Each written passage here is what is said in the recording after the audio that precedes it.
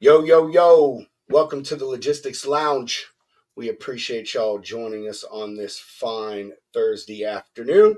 We were supposed to have a guest. We're not going to put him on blast. He had some things go on. He's overseas, so not going to be here today. But we're just going to do a truck off Thursday. That's what we're going to do. Just roll off and freestyle it, talk about whatever, see where things go. So sit back, get comfortable, pop a top, and enjoy the lounge.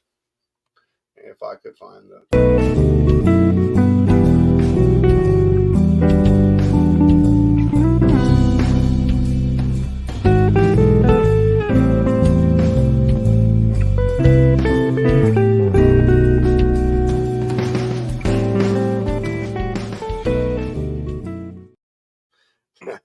little side menu here, man, it totally froze. I was trying to scroll down. Son of a bitch, man. What the hell, dude? What's up, man? What's up? How was your day, Mr. Hound? What's up, man? My day was all right. Not too eventful, nothing crazy. Just a nice, chill Thursday rolling into the weekend. So, you know, just enjoying that, man. How about yourself? Same thing, man. Was too eventful. Got some loads delivered, got some loads picked up, got some loads booked. Went and did some midday grocery shopping with my wife, and now I'm here chilling with you and all these lovely people, man. That's That's about right. it. Nothing's happened. I haven't had very many exciting days. Like over the past few weeks, man. I had a streak there for a while, man, where every day I had some crazy fucking story to tell everybody about this nuttiness that is this Who industry. is that in the comments? Is that Kyle? I love the soothing sounds of pee pee and Sire Woodfin. Oh, I guarantee you that's Kyle. Oh, pee I pee. guarantee That is hilarious. that. I promise you that's Kyle. That's Kyle. Dude, what a dingbat, man. So yeah, anyway, been You ain't got had nothing really interesting to talk about or nothing of that stuff, man. So that's cool. whatever it is, man. You know what I We mean? might get we So might get the ghost of Spud on here to watch him grind his chainsaw blade. sharpen his chainsaw blade. Yeah, I guess. That would be interesting content for a logistics show. It Like would. just some weirdo sharpening his chainsaw blade Just with in the with background. no context. And then you know what he does is he should pan out to that property in front of him where there's like no trees. You know what I mean? What else could he be We using it don't even know who this guy is, but it's entertaining. for? Oh shit, I know that's freaking right, man. All right, let's show some love to the sponsors, get into some news, and then we're just gonna roll with it. Anybody wants to hop in, let us know. You can come hang out and help us drive the conversation, and make everything a nice, enjoyable evening, either on your ride to work or just on the last part of your day. So, Shoreline Capital.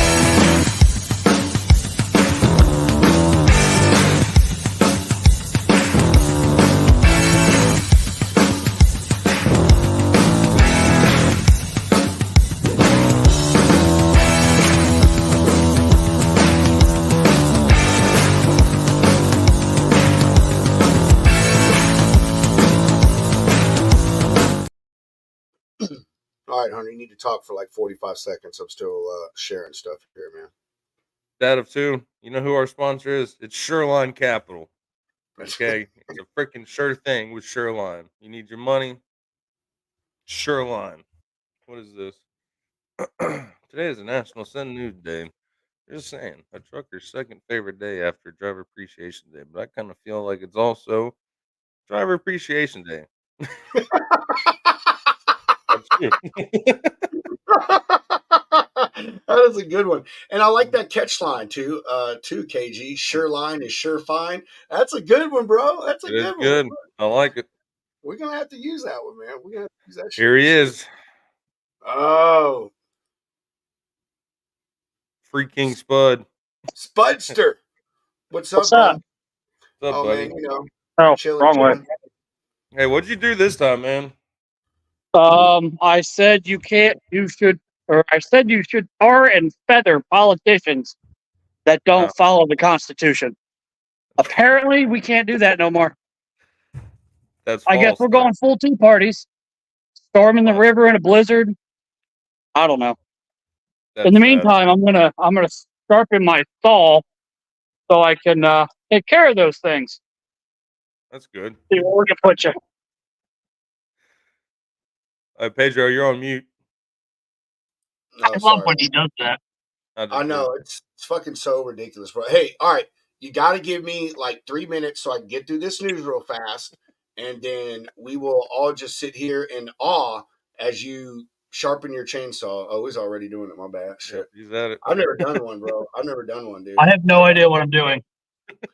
I have never done one. I've always Just wondered saw it how in they a did vice it. grip just dangling. Yeah, I've never learned how. All right, let's All right, get either to way. this news. We're gonna get through this news real quick. It's real fast. I promise. Update on some yellow stuff.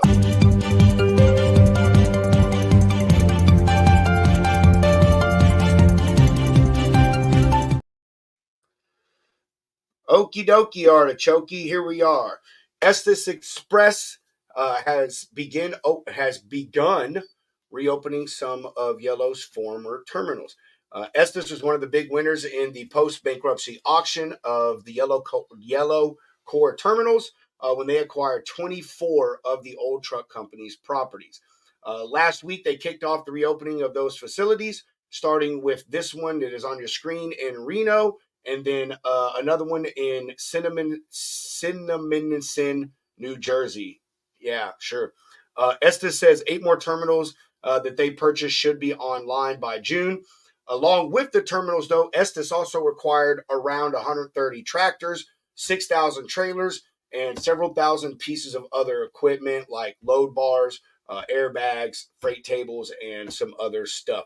The president and COO of Estes, Webb Estes, said these acquisitions represent the single biggest influx of terminals and equipment in Estes's recent history. He said that he applauds his team for their speed and agility, which allowed them to integrate these assets into their operation quickly and seamlessly. He said it exemplifies the grit, resiliency, and can-do spirit of the Estes team and how we work together to provide exceptional service to our customers. Wrap it all up. Along with the 10 or so locations that Estes is going to be reopening here in the recent or the coming months, there are others who already have a few open. Roadrunner, they opened one of the LTL service centers in Atlanta. That one actually was pretty decent size, had like 75 doors, an on-site shop, so had some good things there for them. And then Saia reopened a site in Missoula, Montana at the beginning of April. So, at least these things that they bought, they bought them. They're obviously trying to get them put into play quickly, which I think is good because if they're opening these things, then obviously that's giving people jobs back. You know what I mean? And hopefully that's some of the folks that lost their jobs from those locations with Yellow. So, I think really this is a positive thing. A lot of people just buy pieces of real estate and they'll just sit on it, and do nothing with it. So, pretty good. I mean, 10 of them so far. I think they just won this stuff not too long ago, a few months ago. So pretty great that they're able to get them on the up and running and operational so fast. And like I said, get some people back to work in those areas. Comments, questions, concerns. Nah. Go Estes. Estes. Estes, I don't Can't know. wait for Yellow to buy them all back. You did say they bought the yellow stuff, right? Yeah. Uh-huh. Yeah. Yeah. Good. Yeah, Hopefully some of those guys get their jobs back. Probably at a lower pay rate, though. Yeah, that's what I just said. I'm sorry. No, I'm not being a smartass, bro. I know you're doing something. I'm just saying, like that's what I just said. That it's good they're reopening them for exactly what you said. Maybe some of those folks that got laid off are, getting gainfully employed again, and I'm sure they'd be, happy with it. Maybe they are taking a slight pay cut, but I mean, would you rather be making $2, $3, $4 less an hour, or whatever it is, or would you rather not have a job at all? So, I guess it is. Exactly. Yeah. But Old Dominion is killing the indie market. I'll take your word for it, man. I'll take your word for it. I used to see OD trucks like all the time. I mean, not saying that they're not still all out there, but I used to see them like all over the fucking place. They're fucking expensive, dude. Are they? Yeah, but I mean, I guess like market's loosening up now.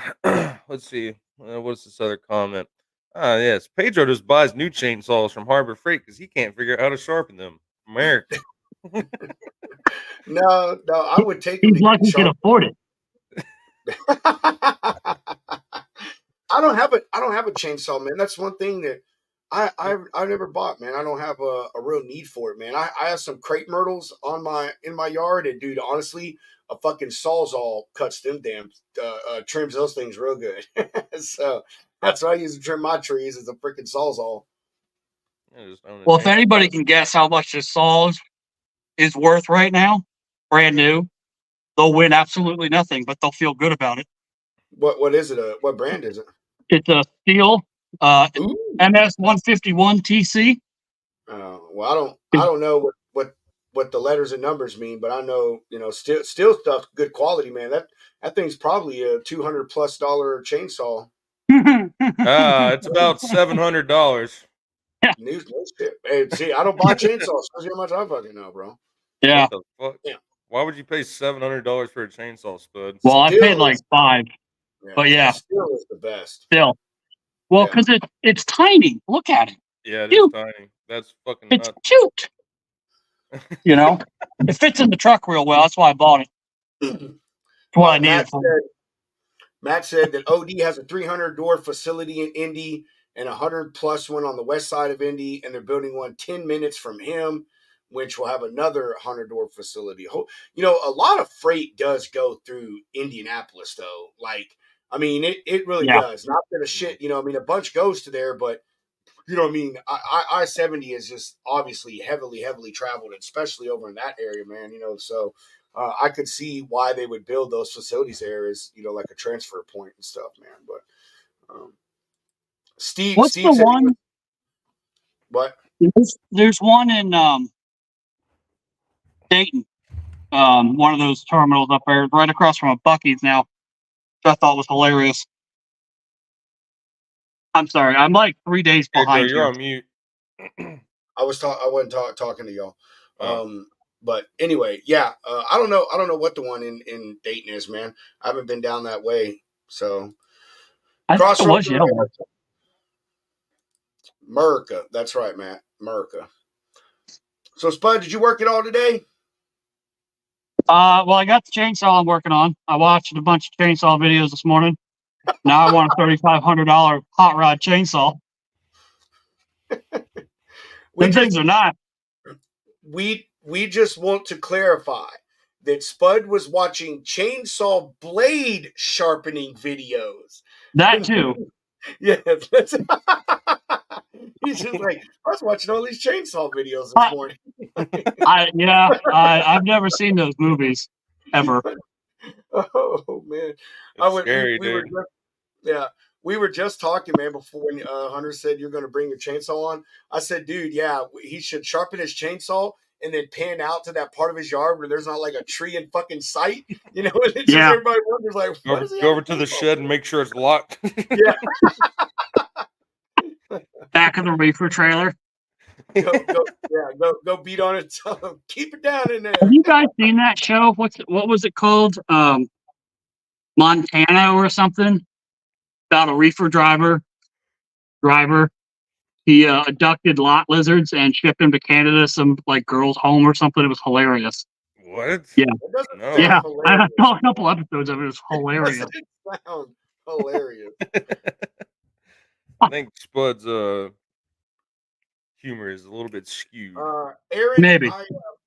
Aaron, I don't remember. We covered that. I don't know, January, February, about all the people that were involved with the auction. It was pretty much all the big LTL players across the country, but like the article said, Estes bought up a majority of them. I think there was like 270 total terminals or something like that. And, Estes pretty much got freaking half of the damn thing. So, but basically, like I said, most of the big players in the LTL game scooped him up, 10, 12, 15, 20, whatever it was. So, Yeah, man. Good stuff. You know, I mean, obviously they bought them because they need them, or because they need them and they plan on getting into that market as well. So you know, whether they're keep them open or they tear them down and redo them, and I'm pretty damn certain that all of them that were purchased were going to be operational. Because again, you know, if that terminal closed, then you know that took away something that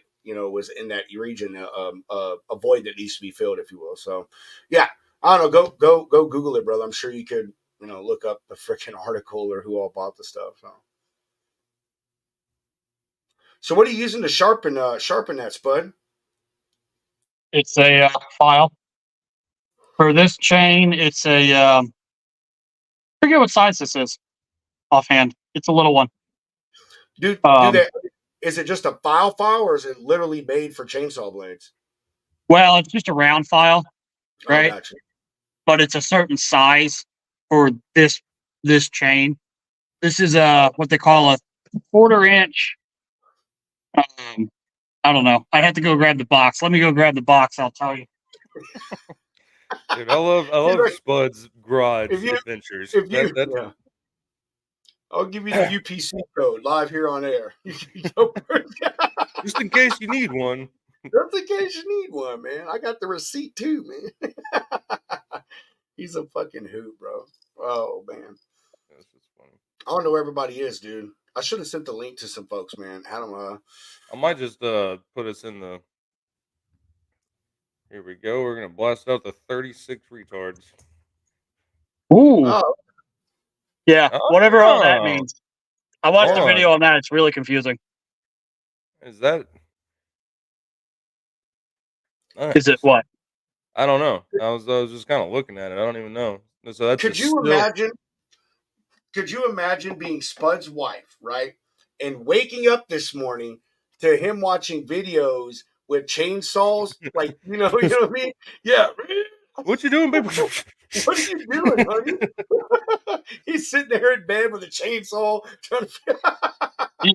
I mean, you guys know me long enough. Do you think that's like uncommon around here or what?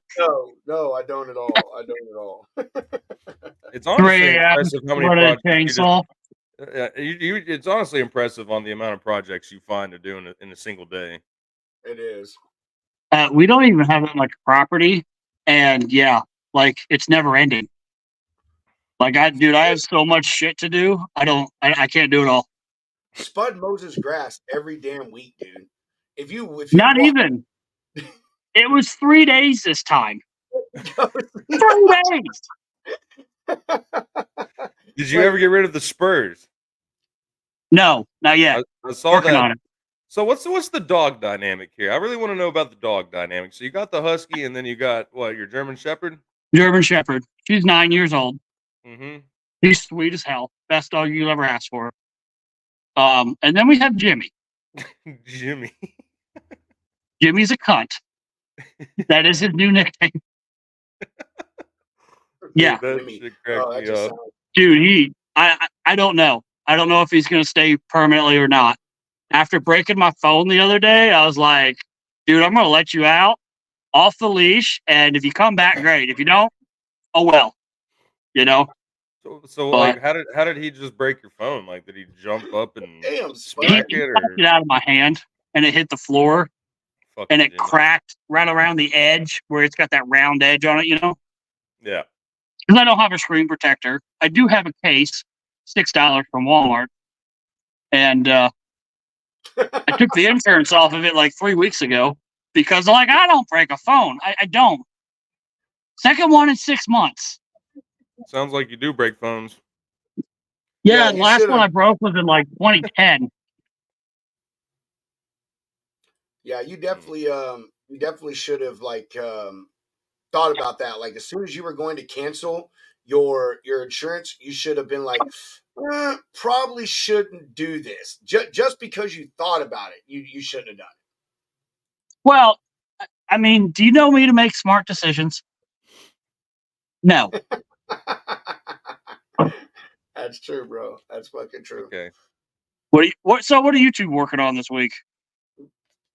Let's see. Website? I mean, besides like broker, what's that? I was about to say website for the lounge.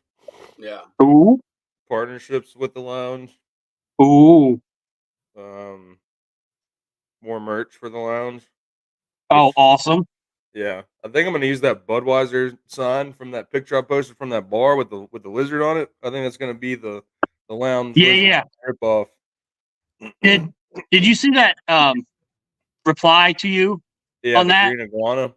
Yeah. That's an interesting place. Let me check out some photos. Food looks good.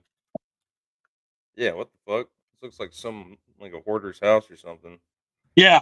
That's sick though. They got good food though. That would honestly be. Yeah. I kind of like that. Here, I'm gonna share this up. Check this out, Rob. The green iguana grill. Mm, Yeah, that we can does. do a It looks lizard like fest. Oh, they got the world's most interesting man inside a phone booth. Hats, chicken salad. Oh, knickknacks. Is that fucking Tony Hawk? Yep. Dude, it's probably been 7 or 8 years since I've been in there.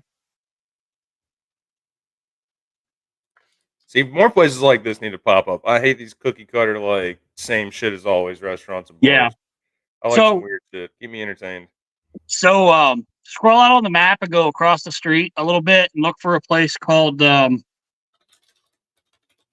I can't remember what it's called, but it's like, yeah, right there. Gypsy Moon. No, other way. Towards the water. Okay. Yeah, that one. Magic Asian. No, what's it called? Like Texas Traditions or something? Oh, Texas Traditions Bar. Yeah. Yeah. Yeah, Fun. that place. Oh, Food there's not bad. When the owner remembers to get the flour for the gravy. dude, those chicken wings look gas.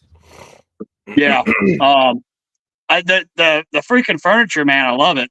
Yeah, that's old school. That's like an old saloon. I used to eat there quite a bit because I lived down the street.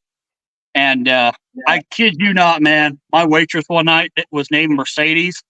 And I was like, are you going to get on the table and dance or what?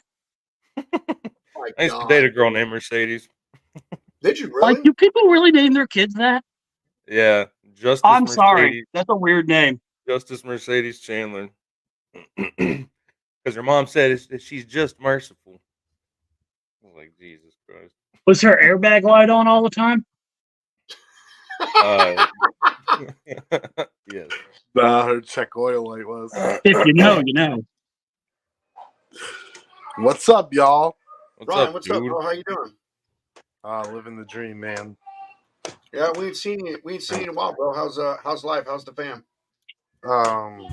Good. I've been busy, man. I got my notice that my job is being terminated yesterday via email. Uh-oh. So I have gone on a couple interviews. We got some things going on. Talked to a guy that I believe is a very good mentor of mine, and he said, don't worry about it. Good things will come to those who wait. So he's like, just keep doing what you're doing, man. So I'm here. Fuck HD ships. Losers. Yeah. Oh, God. Yeah. You fucking too. Well, that sucks, bro, man. I mean, it really does. I saw the post and shit, man. That blows, dude. You know, fucking. I was talking to my wife that, you know, like I knew, like you, including you, it was like 3 people that got laid off on Monday or Tuesday, whatever day that was, and so it's just, I don't know, it's freaking crazy, dude. Bro, Kylie got fucking shafted too. Did you see that, Hunter? Who's Kylie? That girl that you were talking to about black trucks? Oh, did she got fired? I don't know what's going on, but yeah. 46 going under? That.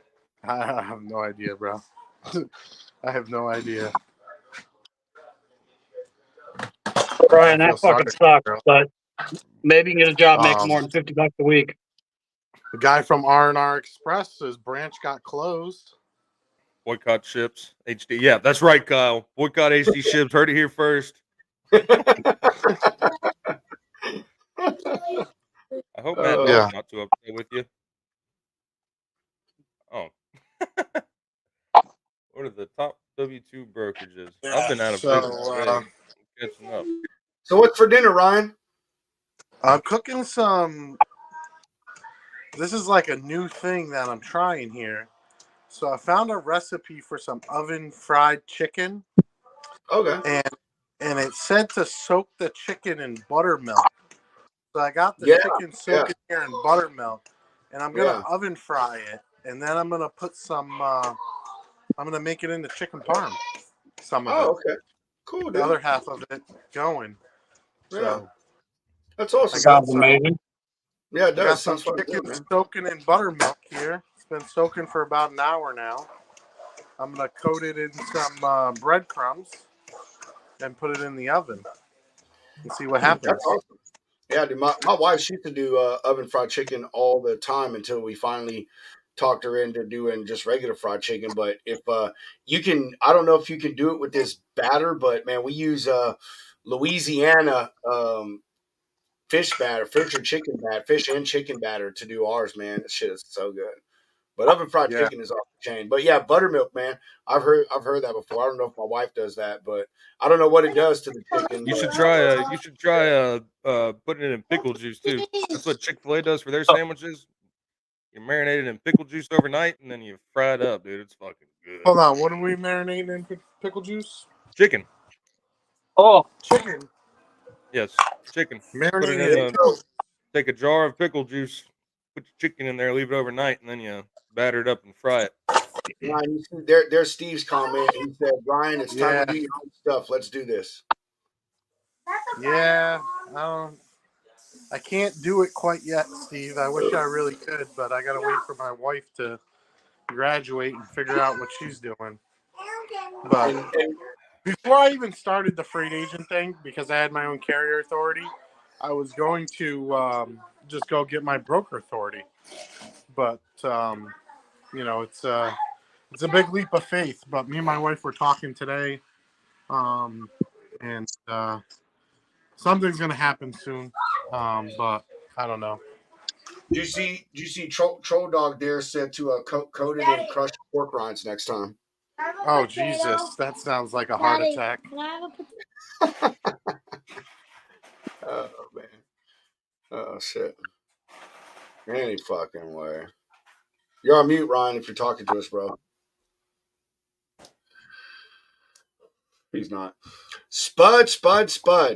How's the world been going for you, man? Like, I mean, obviously I see you post shit on X, but how's work, dude? How's all that shit? You rolling back in your truck yet? Or you still doing that local shit for your buddy?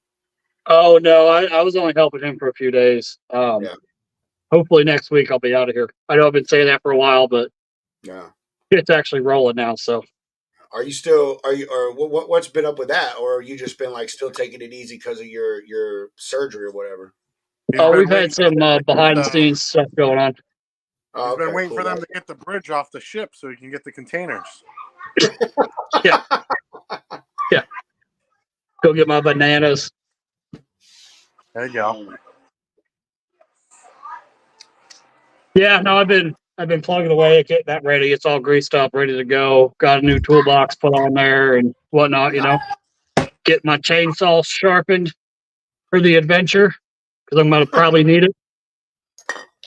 What are you actually doing with the chainsaw? You want to cut and like clearing some land or something?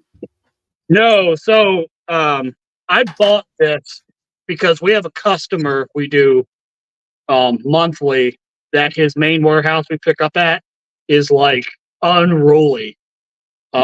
Tree limbs, just shit everywhere. And so I'm not bad mouthing the customer, of ours, but it's just a fact of where he's at. There's a lot of trees and stuff, and so I'm like, you know what? I'll just buy a chainsaw and come prune it myself, because I don't want to scratch the side of the truck or the trailer.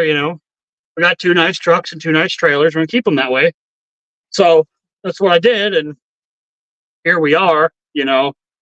I didn't need it last year, but I have a feeling I'm gonna need it.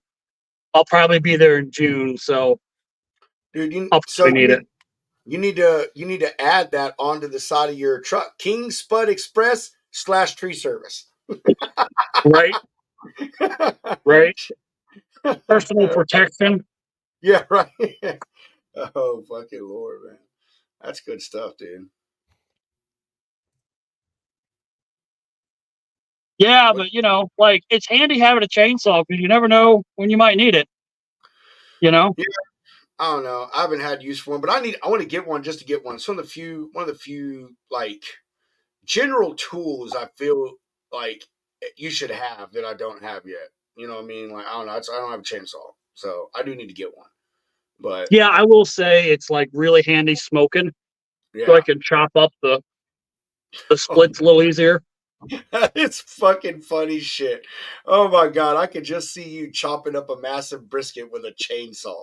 I just mean the meat. No, Yeah. Okay. Fun fact.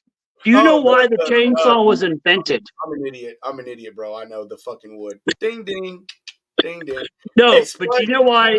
You know why the chainsaw was invented, right? Why? To expedite babies out of women during pregnancy Oh my when they gosh. needed to be. Oh my Yeah, and then they evolved into cutting bones because they're really efficient at that. And then they're like, hey, you know what? These might cut tree limbs really well too. Jesus. I'm not even joking. That's literally what they were invented for. I'm going to see. I'm Googling it right now. Watch, it's gonna say nothing that you just said. Abortions. That's not even wrong. Oh my gosh, bro, he is 1,000% correct. But you still did not have to share that on the show. Hey. Okay, so actually, I lie. I mean that was that's pretty cool. Valuable historical information. I will give you that. That is pretty cool. So I got a good. It's a story, but it's hilarious. That ties into that. So my grandmother was diabetic. She ended up losing 1 toe, 2 toes, 3 toes, half a foot, and then they just like, you know what, we're gonna take the bottom of the legs. Yeah. So then she had the same problem on the other leg a few years later, right? Lady in her 70s. They're like, you know what? They tried saving it for a long time. They said, we're just gonna cut it the same spot. That morning during surgery, I don't know if you know this, but if you're losing a limb, your power of attorney has to sign the limb, you know, literally has to sign it with a pen.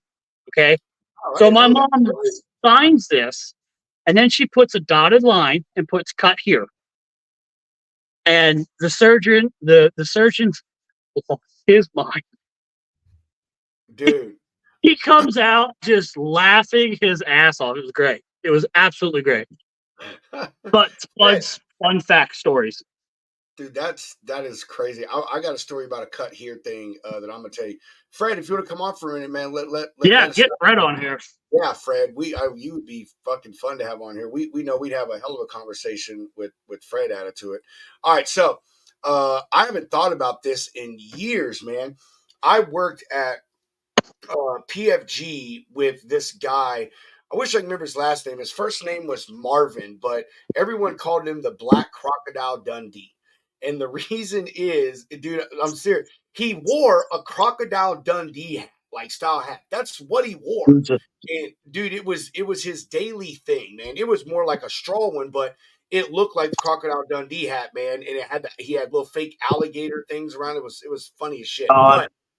But he had tattooed on him the template for an autopsy.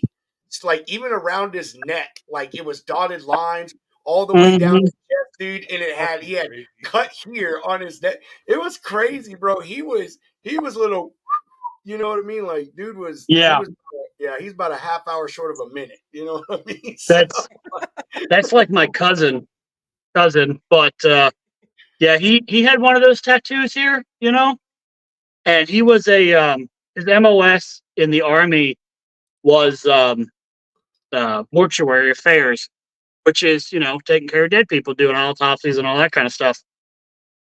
Yeah. he said, he'd do an autopsy and then go out and eat a big plate of spaghetti. And I'm like, dude, oh my God, like I can handle some stuff, but no, thank you. Go and eat a big plate of spaghetti. Oh, I wonder what After Fred, you use the chainsaw, goes on to those people's houses. Like, you don't want to know. Spud's just out here kidnapping lot lizards and sending them to Canada. Damn it! Now I gotta find Fred's handle here. Yeah, Fred's sticker. like trucker 6845. Yeah, I know. Yeah, you're right. It's like trucker. Yeah, hey 6 Fred, if you're listening, change your fucking dumbass handle name. It's so crazy. I bet it. I mean, obviously, I'm sure it means something to him, but it's so fucking weird. If it does, I want to hear the story because I know. it I'm is about to see frustrating. now. Oh man, I know, dude. I really. Hey, I just want to say, yo, R.I.P. to Dickie Betts. He passed away today, founding member of the Allman Brothers. Oh yeah, I saw that. That's fucking tragic. I hate that. It's like my favorite band of all time. Steve, we were talking about LTL terminals, but we brought Spud on the show, and he's in here sharpening his chainsaw, and I love how I said, I guess it's the same thing. We'll just put him on the big screen. This is the Chainsaw Lounge. Sponsored by Tits. Hold on. I got the sound effect. Hold on. You ready? Yep. Oh shit. No. Uh-oh. No. It may take a minute. It may take a minute. Yeah. Oh yeah, dude. That's good shit. All right. Oh man, it's fun. What's going on That now? should be my new profile picture. It should be, man. It should make be. it happen. Yeah, that's Spud from jail. Spud.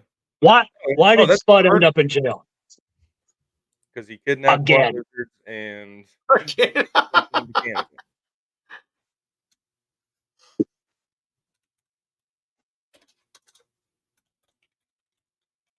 Dude, man, I can't believe this. We're just sitting here like just completely bullshit and like really covering absolutely nothing important. You know what I mean? Mm-hmm. Oh, hey. This is more of the lounge side of the show. It's not so much the logistics. So chainsaw. I'm gonna have to go here in a minute. Oh, no. But I'm gonna give you guys a hot topic to talk about. Okay. Caterpillar. They announced they're coming out with a new C13 in 2026. Who is it? Caterpillar. Oh. Big old cat. Yeah, they're bringing out a new C13 for over-the-road trucks. All the new emissions and stuff. It's gonna be interesting because I know they pissed a lot of people off when they left the market, and then all the trucks caught on fire. Pissed a lot of people off, and like all the guys that love cat, they already have the big old cats they want. They're not coming back and buying this new shit. So I don't know how it's gonna go. Big old cat. Steven said, "Did you buy that chainsaw from Yellow?" Yes. Oh my god, Steven, I'm gonna shoot you a link, man. If you ain't doing nothing, you can hop on the show. You ain't got to, but I guarantee he's sitting at his desk. He probably is all sitting right. at his desk. I gotta jump. Later, Spud. We'll holler at you another day, man. Yeah, 10-4 later. Later, bro. Oh man, I tell you, dude. I wish I had some more interesting stuff to talk about, except for the fact that, man, that driver from yesterday, that guy, he called me back today and was like, "Man, I need more money. They had to wash out my truck 3 times." I was like, "Dude, do not give me that bullshit. Like, nobody had to wash your truck out 3 freaking times there, feller." Yeah, but like, dude, just that's a business expense. I don't know what that guy's deal was. What did he expect it to be like spotless? What is it? These clean plants, clean trees?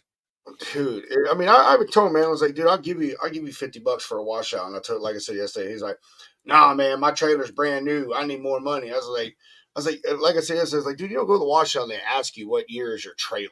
You know what I mean? Like that plays zero into the price that they charge you to wash that thing out. You know what I mean? So, and coincidentally enough, man, as long as if it's not a food grade trailer, then you can sweep it out or use a blower. Now, sometimes there's some styrofoam and shit in there or whatever, and I get it, man. But it's like, man, I don't know. He's just been a real pain in the butt. And then I had one today that the dude didn't answer us all day. We ain't heard from him since.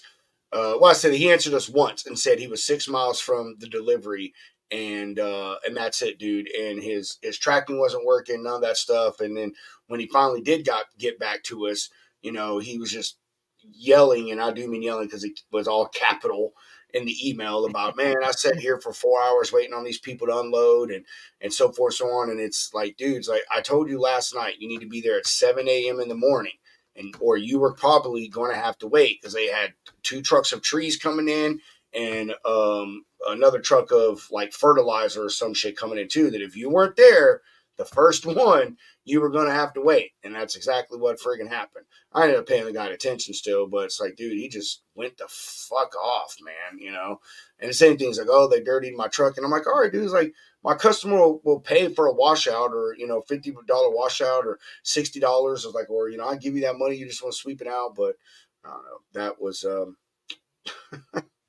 that's probably the most interesting thing. Not saying the dude, like, I don't understand his issue. I get it. Your chair's fucking dirty. You want to clean. I'm totally good with that. But it's like, dude, you don't have to get in and, like, throw an absolute fit, you know what I mean? And just be a complete dick. Like, just say, hey, this is the issue.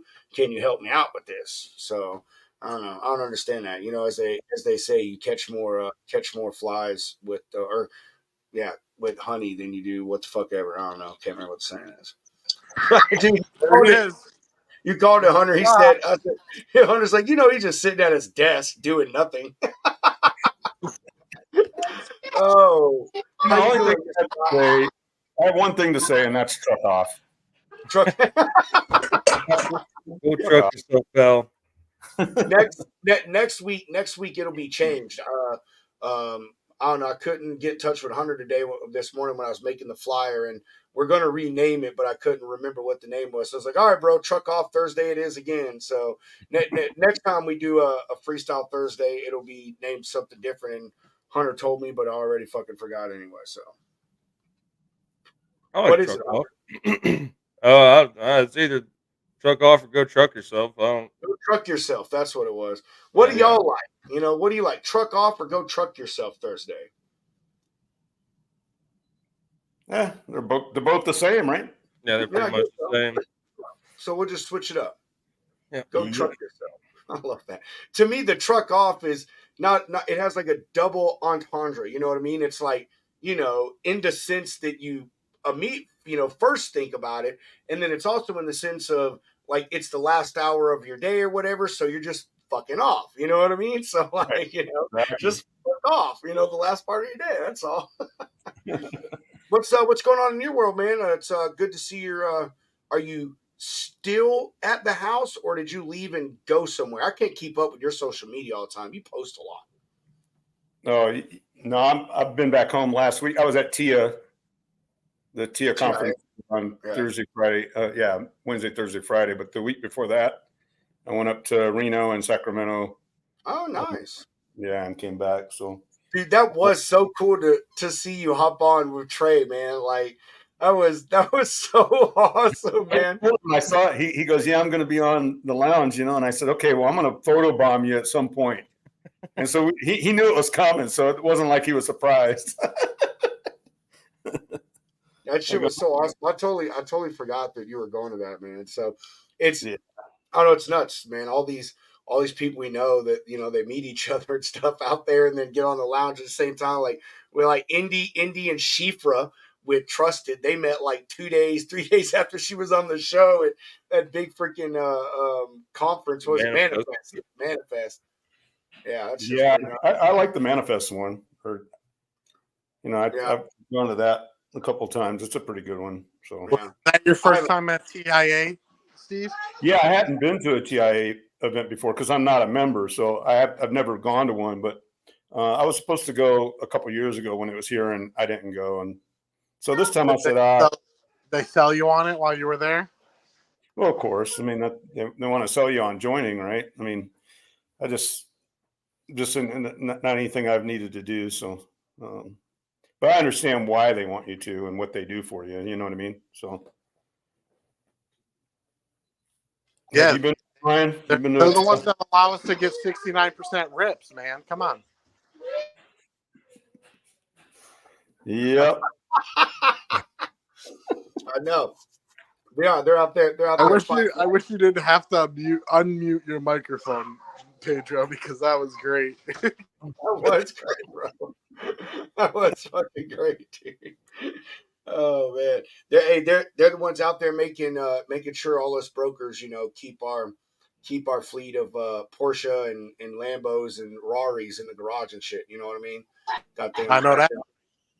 Yeah, got them things stacked up in there, bro. So thank you, Ti.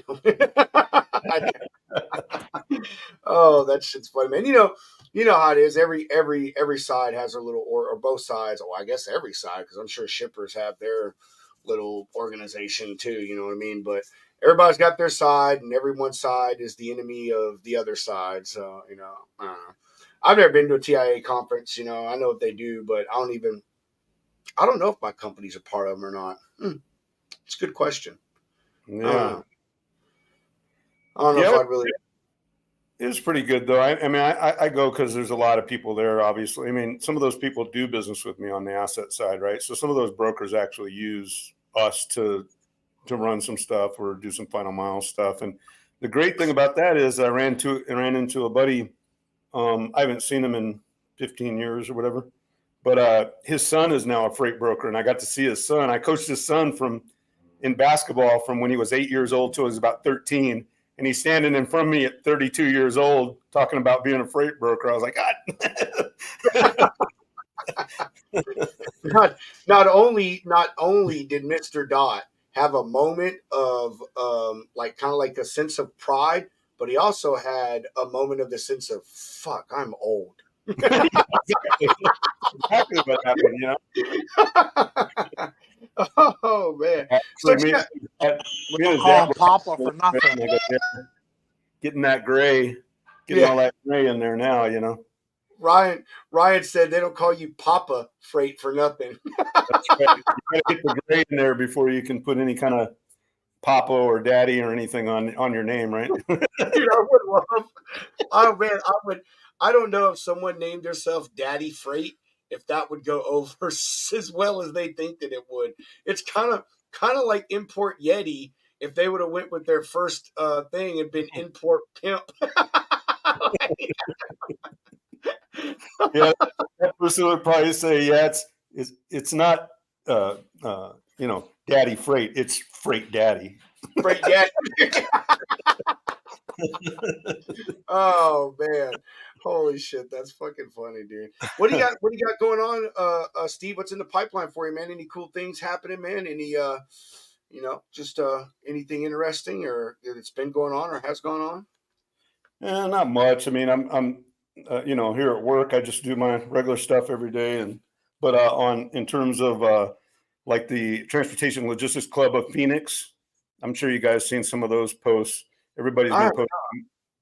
Yeah, we just started that up. I was in the organization in the late 90s, early 2000s, where we had a Transportation Logistics Club here in Phoenix. It fizzled out, like even before COVID, I think.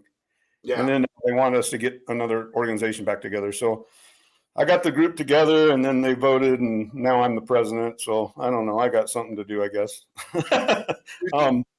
So it's just getting networking a bunch of, local people here in the freight or supply chain community, and raising money. And it's a non-charitable organization. So just like the National Transportation Club or Chicago Transportation Club or any of those, Phoenix is weird because we're home to the number one trucking company in the country, right? Swift Knight. It's the largest trucking company in the U.S. There's tons of distribution and 3PLs located in Phoenix, but no transportation club. It was kind of weird, so we decided to start that back up. And then the school stuff I've been working on, I'm getting a lot of classes ready to publish on there. in different things, and other people are working on some classes too. So it won't just be the community; it'll be actually classes, people with experience. Yeah, I did this, I did that. I like that thing, man. And please don't kick me off. I know I'm not as active as some people, but I do try to get on there at least like once or twice a week and post something. But I love it, man. I really do, Steve. Like there's a lot of great conversation and stuff that goes on there. I mean, it really is. I mean, not even just obviously the people that are top in the rankings.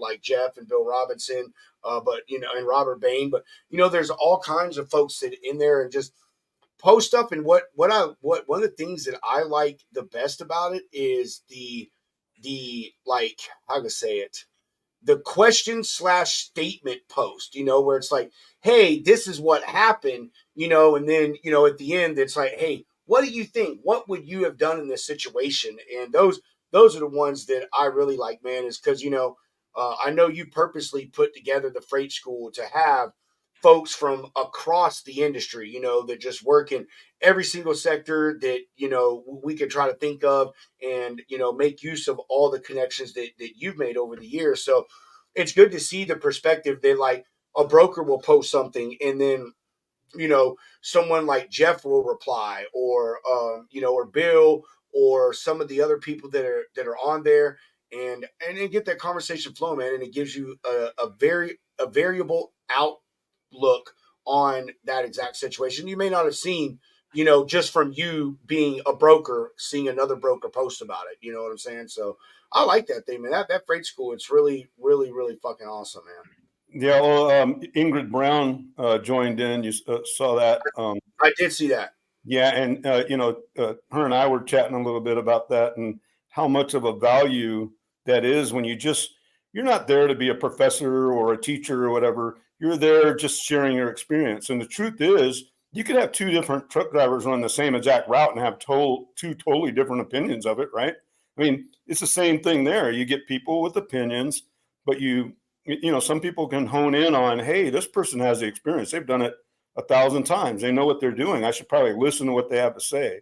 So, and we want to do it kind of in a safe environment where people aren't pitch slapping you, or they're not trying to sell you anything, or they're not trying to hide anything, or they're not trying to put you down, or, it's all that stuff. That way we have control. We can eliminate people like that. We already eliminated a couple of people out of there because they're trying to mass market to people, and we don't want it. Dude, I saw that, man. Like in one day, it was one person, but I kept, I read through all my notifications. Like even if like sometimes I'll get on there, it's like 15, but I read through every single one to make sure I don't miss a reply or because it also tells you, hey, so and so commented on this post. But man, it was that one person, and it was like some crypto shit, and I'm like, how in the hell did they even make it in here, dude? It was crazy. Steve did, like, as soon as he reported it, Steve's like kicking him out now.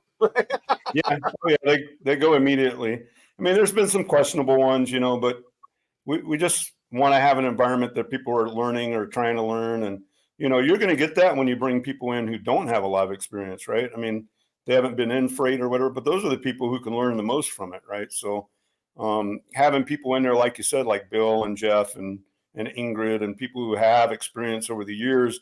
And, we have brokers now, or even Ryan's posted a couple really good ones in the school lately. And it's been great, man. I mean, we're trying to give him good advice or tell him which way to go, or just, whatever, just sharing our experiences. And that way he can determine, hey, this is what I want to do, or this is what I like, or you suck or whatever, but don't go on and say it. We don't want to do that, but you know what I mean. I mean, it's just no, I do, man. I do. Like I said, I love it. Here it is on screen, everyone, for y'all to look at. Steve is talking Somehow about Jason Rabine comes in for 2 days. He's already in kindergarten. It's bullshit. I know. Yeah, look at it, motherfucking. Yeah, I know. Oh, damn, Jason, whatever. Dude, but I mean, it is like this. We've been on here for 3 months and trying to get to kindergarten. Jason's in there for 2 days, gets right to kindergarten. Like, come on, Billy Madison. I know. Look at that, dude. Like the whole page is Sean. I don't know how to pronounce Sean's last name, but I'm thinking that it's Ruck. But Sean Ruck, he posts a lot of good stuff, man. Has a lot lot of great feedback and stuff. I haven't read anything by Laura.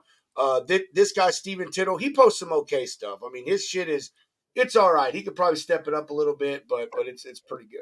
So yeah, I love this thing, man. If anyone wants to get into this, just to be a part of the community, I believe is it still free just to be a part of the community, Steven? Well, it's not, but there's some people that are getting booted because they haven't been active, and I might be able to free up a few more free spots for people. So, but they have to hit me up directly. So just send them to me, and I'll see if I can do something. There you go. If anyone is interested, which I would recommend that you go over there, the Freight School, and just if you're on LinkedIn or actually I don't know what else other platforms you're on, Steve, but if you're on LinkedIn, just go look up Steven Tittle, Tittle, and ask him about Freight School, and he'll get you set up with it. It really is about a valuable source. I mean, I'll scroll down. Like I said, you can see that there are some real good players in our industry in there. Bill, Jason, Sean, Jeff, Mark, Michael, Steven's in there. Ingrid Brown, she just joined. I mean, that lady is absolutely just amazing, man. I mean, she's like Jeff in my mind, in the sense that she has been in this industry like a very long time, and she has seen so much transformation and things happen. And I mean, she's just great, and she's involved with a lot of good things in the industry as well, especially stuff that has to do with women and everything. I mean, she's now a big part of the women in trucking and stuff. So, yeah. Freight School, you got to get a part of it. Go to Steven's stuff. Steven, are you on X or anything? What? Yeah, I'm on X, Facebook, some of those groups, on what else am I on? Reddit, some of those subreddits, stuff like that about freight, because I try to help some of the smaller carriers or smaller brokerages or whatever. So I'm on there a lot, and a lot of those people is kind of like who I'm inviting to Freight School. And the cool thing about Freight School is I'm trying to make it, like, for example, today you guys are talking about LTL terminals. That's just took over some of those YRC terminals, right? I posted in Freight School today a whole story about a dark terminal that YRC had that nobody was there, and they gave me the code to get in and load my own freight, stuff like that. That's something I don't post on LinkedIn, right? There are some stories I tell in Freight School from my experiences. So I was doing a government contract, Sioux City, Iowa. I mean, YRC's closed down, so the guys aren't going to get in trouble now, right? But basically, it was a dark terminal, and a dark terminal means that it's not manned by management or anything. It's just like two drivers who do rural deliveries out of Sioux City, Iowa. And if you're a long haul driver, obviously you have a combination code to the gate. You can get in, you can back up to the dock, unload your freight, close the dock, go back out, lock the gate, right? Well, I'm not an employee of YRC or anything, but we were doing our government contract. I talked to one of the drivers, and he was like, yeah, I'll be there, So we showed up, we had an appointment and everything, and he wasn't there. And he was like, hey, I'm 100 miles away doing a delivery. The other driver's 100 miles the other way.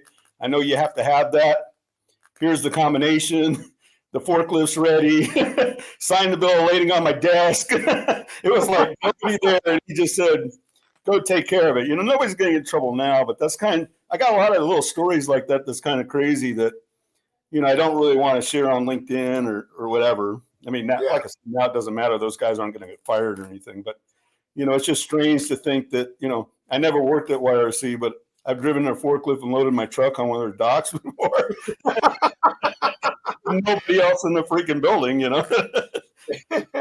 Man, dude, I had a customer, just about the forklift thing. I had a customer, a flower customer, for like 3 months, and then they ended up buying their own truck, and the lady's husband came out of retirement and started driving again. It was just the most awkward thing. But like the 10 loads I did for them, part of it is when you went to the second stop, you had to do the same thing, like enter the code to get into the farm, and then you had to back up to the dock, and then there was a key like hidden. It was hidden under the smoking, the cigarette, like I can't think of, their big round bottom with the tall stem. The key was hidden under there, and you had to get the key and go in the dock, open the door, and then all the plants and the flowers would be sitting on the dock, and then you had to use the forklift to load the shit on the trailer. And man, it took me probably 3 weeks to find a driver that knew how to use a forklift and was willing to do that shit. But that's funny you say that. I had that exact experience, man. It's like they're like, hey, as long as they know how to drive forklift, that's all we fucking care about. Oh Lord, that shows so funny. Some crazy stuff. And like I said, I think a couple of us were talking. There's a lot of stories that we feel more comfortable sharing in the school because it's a smaller community and all that, rather than posting it on something like LinkedIn or Facebook or something like that, where it could get out to a lot of people, but those are kind of experiences people, like Bill Robinson even said, well, I've never heard the term dark terminal, I haven't either. Yeah. Dark terminals are a very common term in LTL world. It's all those rural, terminals that, they don't even man them. I mean, they're just a terminal and you can get in and out, and mostly it's for the OTR drivers just to get in and unload and take off. But, like I said, actually, my crews or myself, I've been in over 100 of those YRC terminals across the country. Really? So, yeah, my government contract, they were the main people I used. Like, for example, and here again, Estes might get mad at me because they're one of my accounts, right? But or one of my vendors, but they don't help us near as much as YRC did. YRC was a government contracted carrier. So if I sent my trucks to pick up from one of those terminals and we needed some extra services, like most terminals don't want to deal with trash or they don't want to deal with sorting and segregating, right? I mean, these LTL terminals just want to bring the shit in, put it on another trailer, let it go, right? Well, so anytime we needed one of those requests, my guys would call me and say, hey, this terminal manager doesn't want us here. They don't want to do our trash. They don't want to help us. We'd make one phone call and, somebody up above would call that terminal manager. Next thing you know, 3 guys are on the dock trying to help us unload the shit. You know what I mean? It's like, that's the way it worked because they're a government contracted carrier. And the second you say, hey, this is a military government contract. And, I've had terminal managers yell at me and then I go, okay, I'll be back. And I make a phone call and next thing you know that they're out there, helping us load our freaking trucks, Mr. Dot, please go sit in the air conditioned office. We have ordered Papado steak and shrimp for you, sir. Please go enjoy lunch on us. We shall take care of this. We appreciate you not getting us fired. Steven's like, that's damn right. That's the respect that I expect. Damn right. And now since when YRC closed, we started shipping stuff with Estes, and they just don't provide the same kind of, if the terminal manager doesn't like us and doesn't want us to be there, they just go, yeah, we're not doing that. And then we have to go over to a Walmart or a truck stop and sort and segregate shit and put it on other trucks. You know what I mean? It's just a hassle. Whereas we never had to deal with that hassle for years when we were using YRC. Yeah, I never had to deal with that as a driver. I guess the closest I did come to it was when I worked for U.S. Express in Irving. Our terminal was right next door to the Roadrunner terminal, and that Roadrunner terminal, like, it was a cross dock operation is mainly what they did, and we would go in there and drop and pick up trailers, but we all had, access to it and shit, 24 hours a day. And you go in there. The only thing that really sucked was even in the middle of the day, when you went and dropped the trailer, even if it was empty, you had to go inside and get them to sign a form saying that you dropped this trailer there. You know what I mean? And then even when you picked one up, you had to get the BOLs if it was loaded.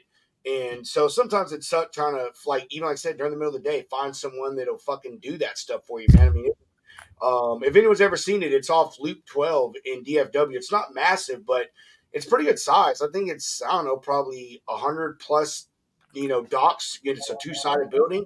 But man, there was hardly fucking ever anybody working there. I'm like, how do y'all get shit done in this place? But whatever. Roadrunner, bro, they're still big, doing their damn thing, man. Yeah, same thing. I mean, they used to let us park our trucks in their yard sometime at YRC, and we can't get that. Nobody else will let us do that, but I think it's more because of the government contract they let us do that. If it was just me, they'd probably say no, but when you say, hey, the stuff that's on here belongs to the federal government. We'd like to lock it in your yard overnight. You know what I mean? They were cool about it and they let us do it. But man, other carriers, we just struggle with that. So what I recommend is that you buy yourself and your drivers black suits with white shirts and black ties and some fucking like dark ass sunglasses. And when they roll in there, they get out of your vehicles like that and they walk up there and say, this is a federal government load. It needs to be secured. Like, I think that may help solve the solution. Who's going to question that? Yeah, no doubt, man. No doubt. Yeah, but I literally, myself, I've been in probably 100 different YRC terminals. I know where they are at, where they're located. Like, I think I was talking to somebody the other day. I didn't know who bought the Kansas City terminal, but if you know where it's at, it literally, the back road to that terminal is where Arrowhead Stadium is for the Chiefs and all that. And I go, I bet you somebody comes in here and buys this terminal. It's not freight related, because you could put up retail or bars and stuff right across from the two stadiums. It's prime real estate. I'm like, why do you have a terminal right here? You know what I mean? But that's where it was. And St. Louis's is pretty close to downtown. Really nice area. I mean, a lot of these terminals, whoever got them got a really good piece of land. That's for sure. No, yeah, you're 100% right on that. I'm sure, man. I mean, some of these terminals have been in these areas that like were nothing, Right. when they built them. Like, man, I wish I could remember who it is it's up in Dallas, and the terminal actually sits right next to where the old Cowboy Stadium used to be in North Arlington.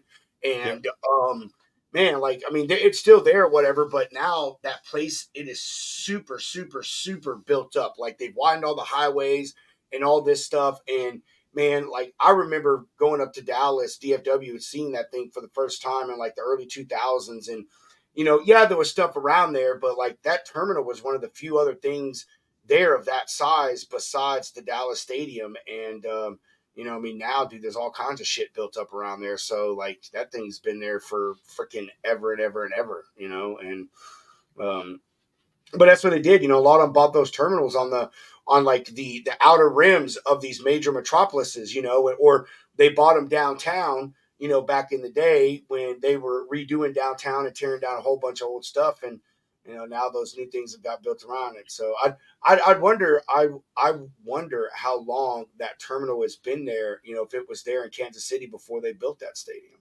Yeah. Yeah. Even the one in Nashville is right off Centennial. The YRC terminal is right off Centennial. I mean, it literally is a great location if you're servicing the Nashville area, I mean, whoever got that terminal got it's literally right out, it's a great location. That's right by the airport, right? No, it's actually become off Briley Parkway. Hunter, you know where the terminal is? I'm looking it up right now. Because I think Western Express's terminal is on Centennial. Yeah, there's a number of terminals right there. Yeah, it's on the backside of the freeway. I think it's a private airport, but it's on the backside of an airport. Oh yeah, it's like tornado a went right small airport. It's not BNA. Yeah, it's not BNA, but yeah. It's like at the top. Like it's like right off of what is that? That's not 40. That's not 55. Yeah, it's like in the north part of Nashville. Yeah, but I had actually parked a couple trucks there for almost a month. That is a freaking huge terminal, man. That thing is massive.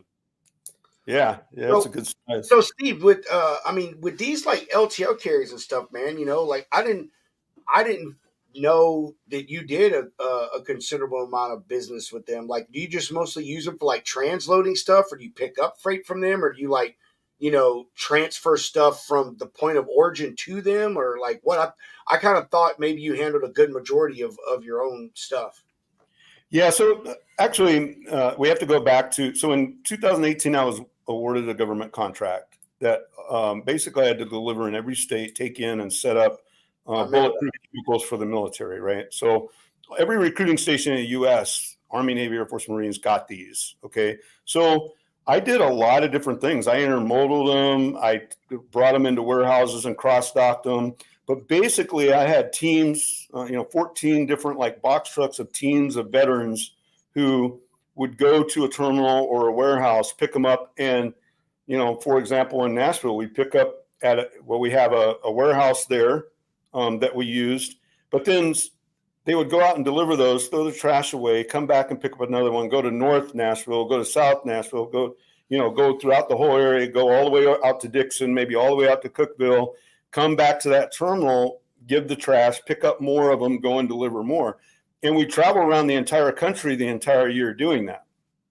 So it was a mix of everything. So sometimes they were LTL shipments because the volume of them wasn't that much. Let's say it was, 16 crates or whatever, and it qualified because we stacked the crates. I could show you pictures, but basically we stack them and they qualify for an LTL type service of 6 pallet spaces, right?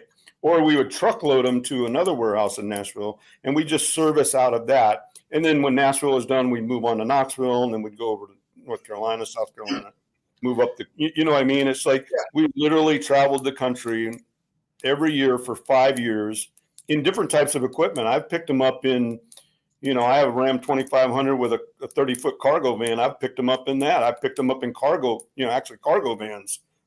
We picked them up in, flatbed trucks. We've picked them up. I mean, we've moved these, every mode of transportation you can imagine, we've moved these things in. Yeah. So they pretty much what is it? They were like LTLs from things that manufacture organs to those locations. Yeah, it's a lot of background noise, Freddie.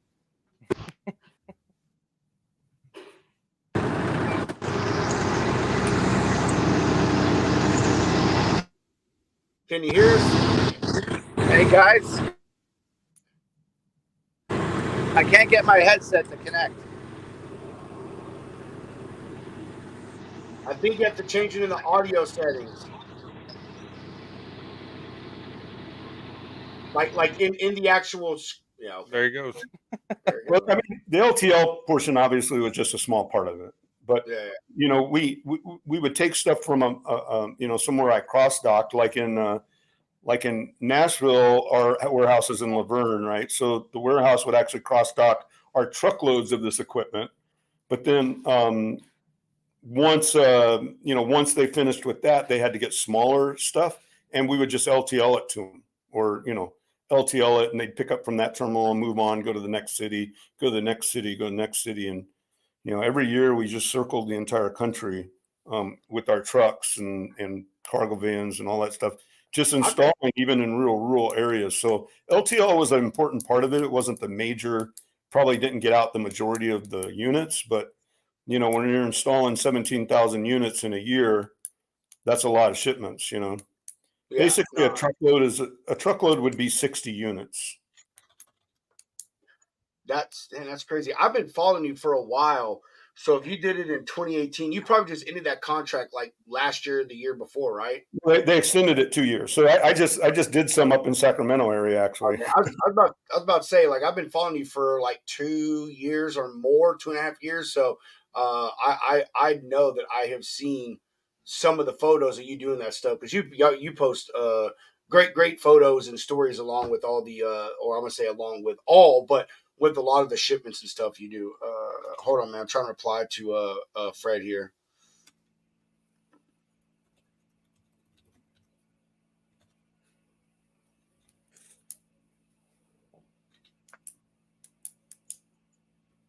And it went to YouTube. Of course it fucking did. Fred, if you're watching, man, you have to change it in the audio output. Here, I'll tell you right now. If you're able to get settings, you go to audio and it says mic, then you have to change it to your Bluetooth. You may have to do it for the speaker setting as well, but that's what it is. I've had that exact same problem when I try to connect my headset when I go out to the garage or whatever, and I have to do the same thing. I have to go in there and actually change it sometimes. Sometimes it'll connect, sometimes it will not. So I would try that. Anyway, hopefully he was listening and he freaking saw that or whatever. So how much longer you at the house, Steven? No, I'm at my office. I'm at. Well, I'm I at the, mean, well, your office is at the house. You know what I mean, man. I mean, not at the house, but you know what I mean, in a while. where you live at. Hold on one second. No, I'm back here. I don't plan on traveling probably until Phoenix hits about 100. When it gets to about 110, then I'll probably be out of here and find some better places to work. Steven said he's a logistics snowbird. When it gets hot in Phoenix, it's like I start taking all the jobs up in Washington and Montana and That's Maine. right. Well, see, one of the things we did, which was cool, is my wife and I have a 32-foot travel trailer.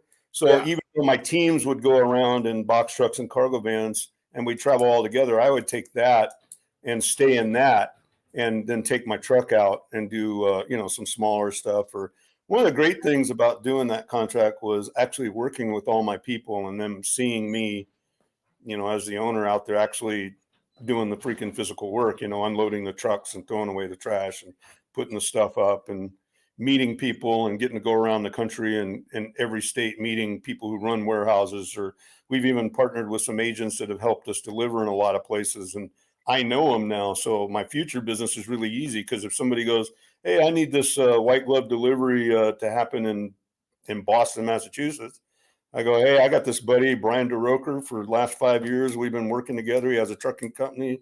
He can do that for you, kind of thing.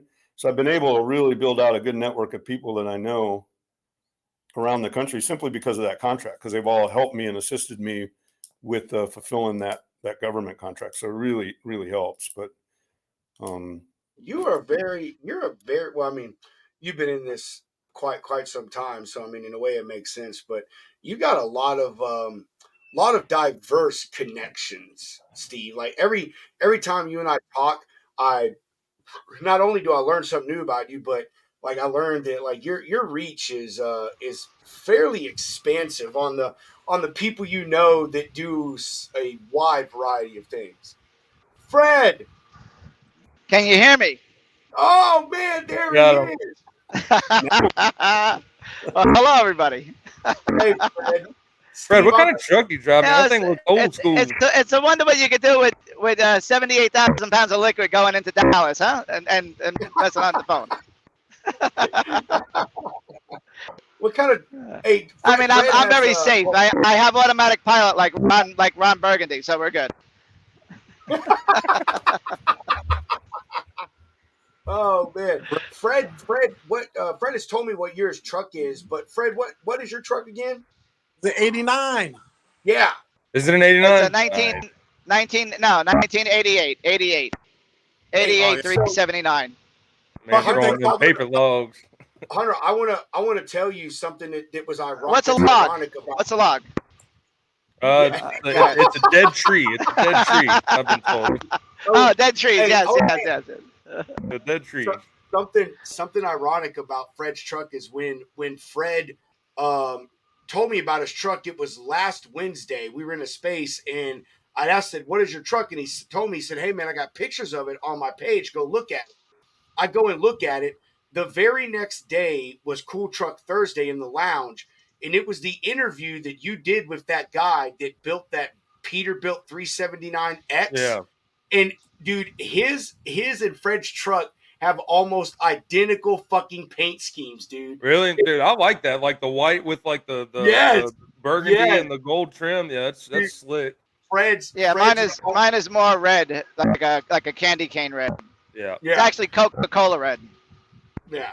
But it was cool when Fred told me, it's like, Fred, dude, when that post goes up tomorrow, I'm gonna tag you in this shit so you can see this truck, man.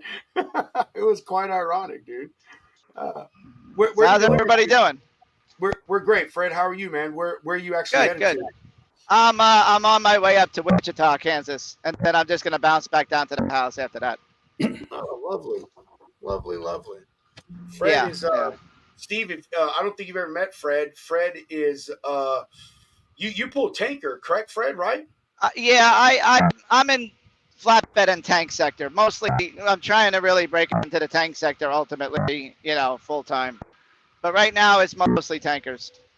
I do everything. I'm my own carrier. I'm my own carrier, you know. So, Fred, a little known fact about Fred. Fred has been in the game for a very long time. He was actually one of the first people that got to drive one of the original Peterbilts. Back in 1923. You know what I mean? yeah. Well, I have driven a lot of old trucks. It's not that old. You prefer the old trucks, Fred? Well, I don't know if I prefer them. They just had a lot more, let's say, character. Okay, so, you know, like I learned how to drive on a 56 model B, 56B model with a 5 and a 3, a triplex transmission. So that's how I learned. Then I drove a Brockway with a 4x4 Spicer, and you know, Diamond Rio, and trucks that people have no idea what they are until they Google them. You know, great heat in the summer and excellent AC in the winter. You know, so I'm power actually steering. Goodness, because I have no idea what the hell a Diamond Rio truck is. Holy Yeah. shnipe. Oh, dude, these things are fucking cool. Oh man, I gotta pull this up. My dad, you know, my grandfather and father were truckers, and my grandfather was originally from Kingsport, Tennessee. As you can tell, with my accent, I'm from northern Tennessee. So, but no, I'm originally from New York City, Brooklyn, New York, and Staten Island. And so, Dude, look at these are some cool ass looking trucks, man. Well, the truck I drove was nothing like. I mean, you know, it was a single axle with a five speed direct drive with a 2-speed rear end. So the rear ends had 2 different speeds in them. Hunter, could you imagine being on the highway right now as a 4-wheeler and seeing this motherfucker coming up in your rear view, dude? Holy shit, man. Holy crap, dude. That's absolutely nuts, man. Oh my god. And most of these trucks only had about 170 horsepower. Really? Yeah, when they were originally built, yeah. Holy shit. Then you know, Cummins started getting bigger. They had the 220, and then they put turbos and aftercoolers on them, became 262s, and then the 300 big cam, and all of that. And so they were I mean, you know, pretty much like a lot of automobiles back in the day, man. You know, like some of the first vehicles only had 20-30 horsepower, man, and you know, you had V12 engines only producing like 200 horses, like that. You know what I mean? Like that shit was absolutely nuts, man. That is holy crap. Those things are cool, man. Yeah, my first truck I actually bought off a Shelby Elliott, and some of the old timers out there might know who he is. He had all the cool trucks out in Kansas, Missouri, and I bought my first truck was a 1968 Kenworth with a little coffin sleeper. And I thought I was conquering the world. That was 1989. Man, I could never, ever, ever have a coffin sleeper. Oh my fucking gosh. Dude, that's what I got now. Oh my god, bro. Yeah. Oh, dude. Those things, like, I mean, I get it. Back in the day, that's what it was. I mean, you know, you just needed a place to sleep. But holy shit, like, they're not even the size of a twin-size bed, really. Like, oh my god, that's nuts. No, it's not. Yeah. It's like 30 inches across. Holy shit. So like this truck here, I opened up and made it, I have a unibelt opening in my truck now, not a small opening like it came with. And so I can, you know, pretty much get it. Well, I can get in now the sleeper a little better, but I got 2 seats in this old 379, so it makes it a little hard with the armrests. But it works. After a couple of days in this thing, I get a hotel room. I can't live in it like other guys. I bet, man. You probably ain't got enough room for a damn fridge in that thing. Oh, no refrigerator, no microwave, no big screen TV, boys. We do things the old school way here. Yeah, Fred has an old 13-inch RCA TV with the VHS built in. Black and white. With rabbit ears. Dude, hey, it's funny to say that was actually my very first TV on the road in 2008. was an RCA, but it had the DVD, but it was an RCA 13-inch tube TV with the DVD player in it, man. I'll never forget that, man. Like, that shit was, and I had one of the antennas that had a really long cord. So when I parked someplace, I could put the antenna outside my truck and pick up local channels. Oh man. Yeah. We've come a long way from streaming halfway across the world, right? We have, man. Isn't that the damn truth, dude? That's fucking fun shit. You already have a load lined up coming back to the house, Fred? Oh no, I bounce back empty. I mean, sometimes I'll get something up there, but in this economy, there's not much freight going on with the chemicals, and what little bit there is kind of, a lot of the bigger carriers have kind of locked up. So I get the spot market stuff, the stuff that needs to go right now, and I have a couple of really good customers. So most of my freight comes in my email or text message. Oh, that's nice, dude. That's nice. Do you ever like, when you come back, there's nothing coming out of up there, but maybe you drive 300 miles and see if there's something else, rolling down there, or do you just say fuck it or what? Well, it depends on what I'm looking to do. So, I mean, I still have a house in New York, so if I go up to, I'll take a load up to Pennsylvania and I'll deadhead back into that, deadhead into the house, and then I'll look for something coming out. So, some things pay enough where I can go out and get them and take them to their destination. Some things, not quite as much. So it's a little rough pickings right now. A couple of years back, when freight was plentiful and it was a truck market, you can go anywhere and pretty much do anything you wanted to do.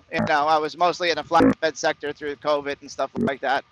So it was nothing to tell a broker that I'll pick it up, but I'll get there, 2 days from now instead of when you want it.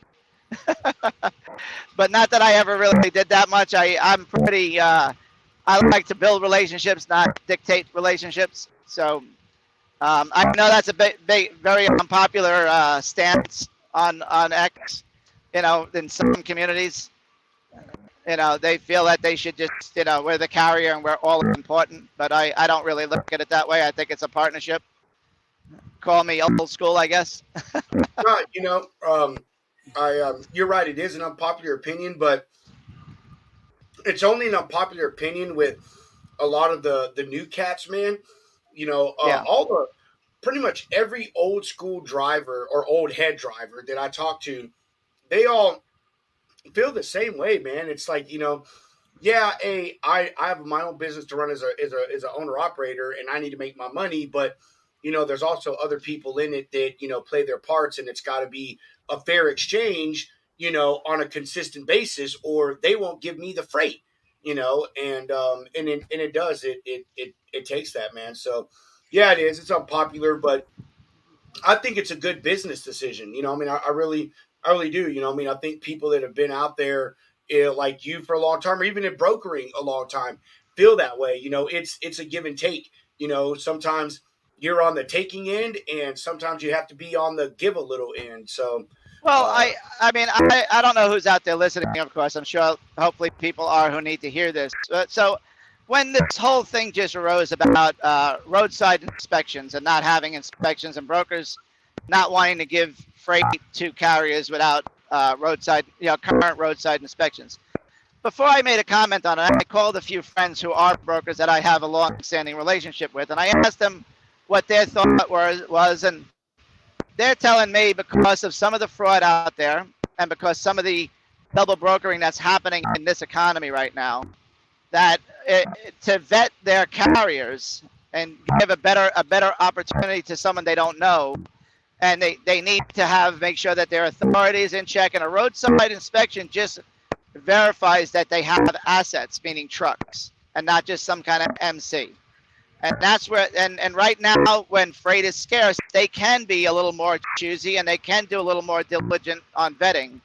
So that's where that's coming from. And again, I posted on X, there are, I don't know, 1 or 2 brokers in the country. I'm sorry. Maybe tens of thousands of brokers in the country. So with that being said, if someone doesn't align with you, then move on to the next one. I mean, that's all I do. Yeah, I'm with you on that in any sense of business. To be honest with you, well, no matter what field you're in, if someone you're trying to work with, whether it be selling to or buying from or whatever it is, if they don't align with you, then move on. And yeah, that inspection thing, I don't agree with it. I think it's stupid. I get the whole point behind it, like I do. It's not like it doesn't make sense to me, but as I've said many times, and as other drivers said many times, like you could be out there for several years, a year, 2 years, and it was man, excuse me, and man, oh my god, I know how freaking embarrassing. Be out there for a year or two and never get an inspection, and the DOT places aren't like they used to be. We could pull in and just get one. Matter of fact, we had Tugboat Teddy. I can't remember Tugboat Teddy, whatever the fuck Corey calls himself on here. We had Corey on last night. Dude, Yeah. He's like a Neil, man. He fucks with his name and stuff when he comes on people's shows. But he was on here last night and Right. dropped that service that he's trying to get going to try to help deal with that. Like get some old DOT inspectors and just do like mass inspections for drivers to help deal with that. Because I hate to say it, until the fraud takes a deep dive and those numbers, drop ridiculously low, it's going to be one of those things Right. that people that it has to be done. Just like the whole verifying phone numbers and calling insurance company, all these types of things, man. It's just Rob, the lay of the land now, and I think just like anybody, man, everybody hates change. Nobody likes to deal with a new thing that adds a layer onto the things that they have to do business with someone or what have you. And so I think that's the big issue. It's an aggravation, and it keeps you from doing business and making money, and so it further aggravate or exacerbates the issue. So, but I mean, everyone will get used to it. Just like people are implementing stuff like or not Carrier 411, Highway, Freight Validate, Trusted, all these services that are helping to do this validation. People are adding that. And so carriers are having to get set up with them. They're having to go through additional processes, and they don't like it, and they're complaining about it. And, in a lot of sense, rightfully so. But I mean, like you said in the beginning, Fred, man, it's like your broker friend said, it's just the lay of the land right now because of all this, these fraudster scammers and shit that are going on. I mean, you have to think about it. There wouldn't be so many companies trying to do this as far as like verification platforms if it wasn't a serious issue. You know what I mean? Like, so Yes. it's kind of got to look at it that way Yeah. too. Well, I mean, we had this. I mean, We always had this. With, go ahead. Who's that? Ryan, hold on. So, would you hire Ryan, a shouldn't you be contractor babysitting? to- Hey, Ryan, can you tell Boston to be quiet, please? Would you hire a contractor that has no Google reviews to do a remodel on your house? Well, I of mean- course I would. Everyone should, right? Yeah. I mean, but you're going to meet the guy first and shake his hand, make sure he's, kind of like an upstanding guy, right? Yeah, of course.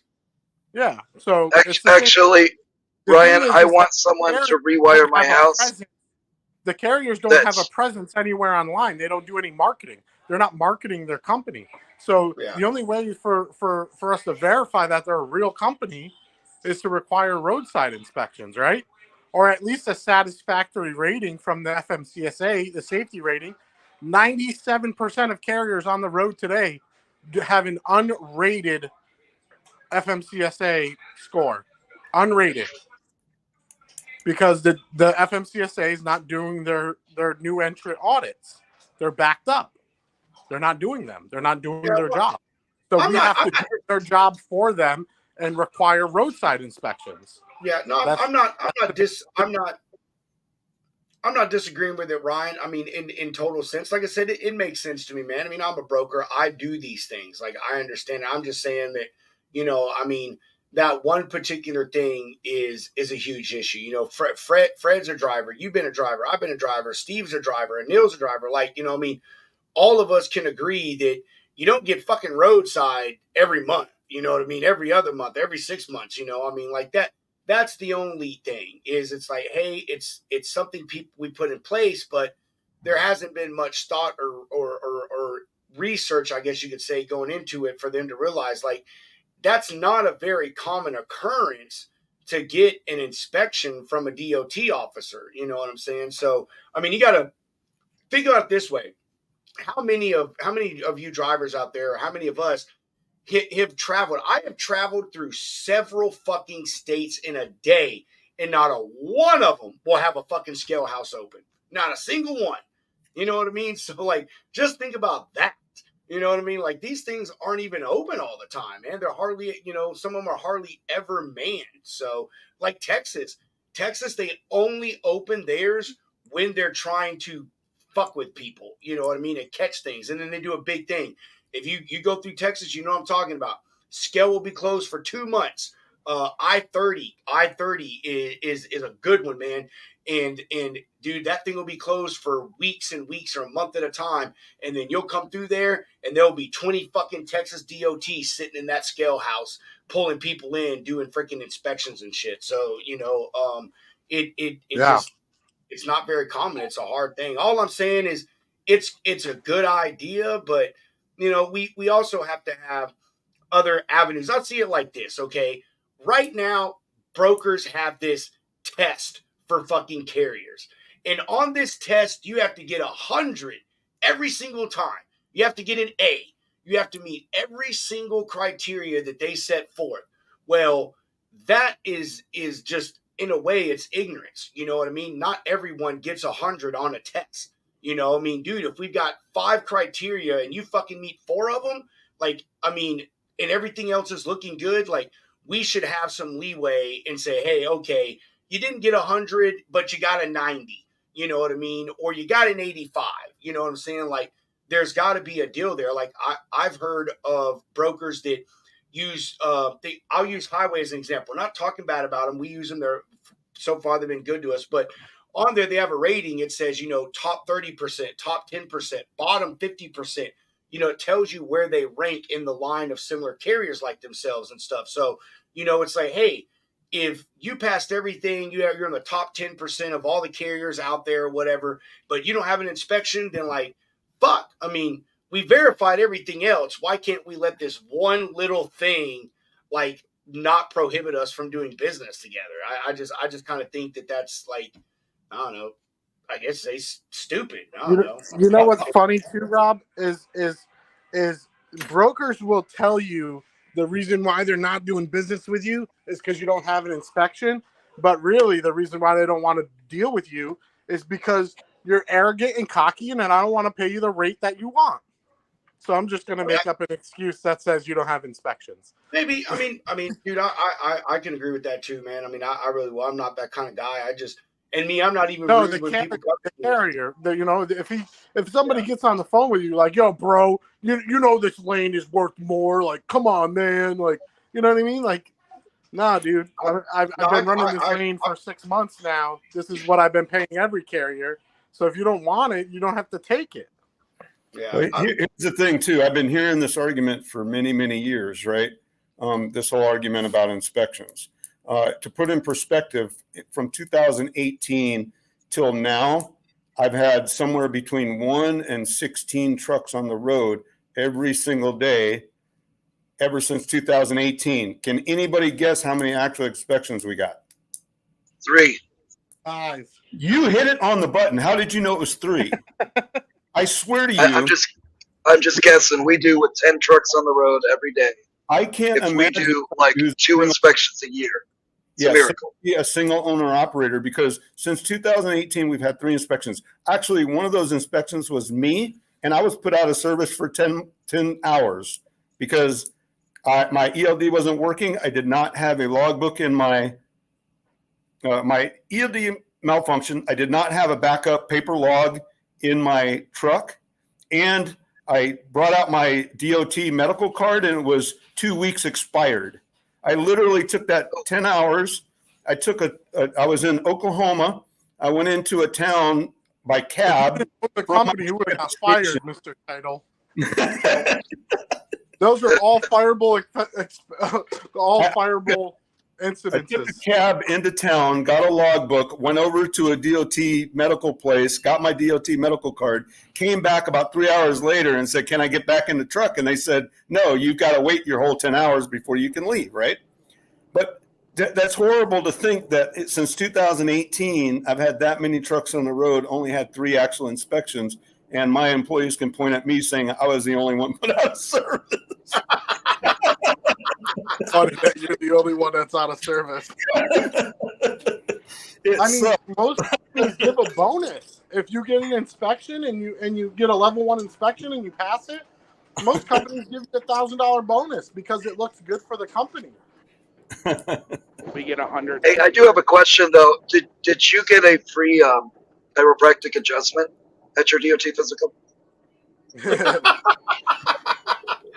Oh my God, Anil. Fucking Anil. Mr. Dodd. No, but on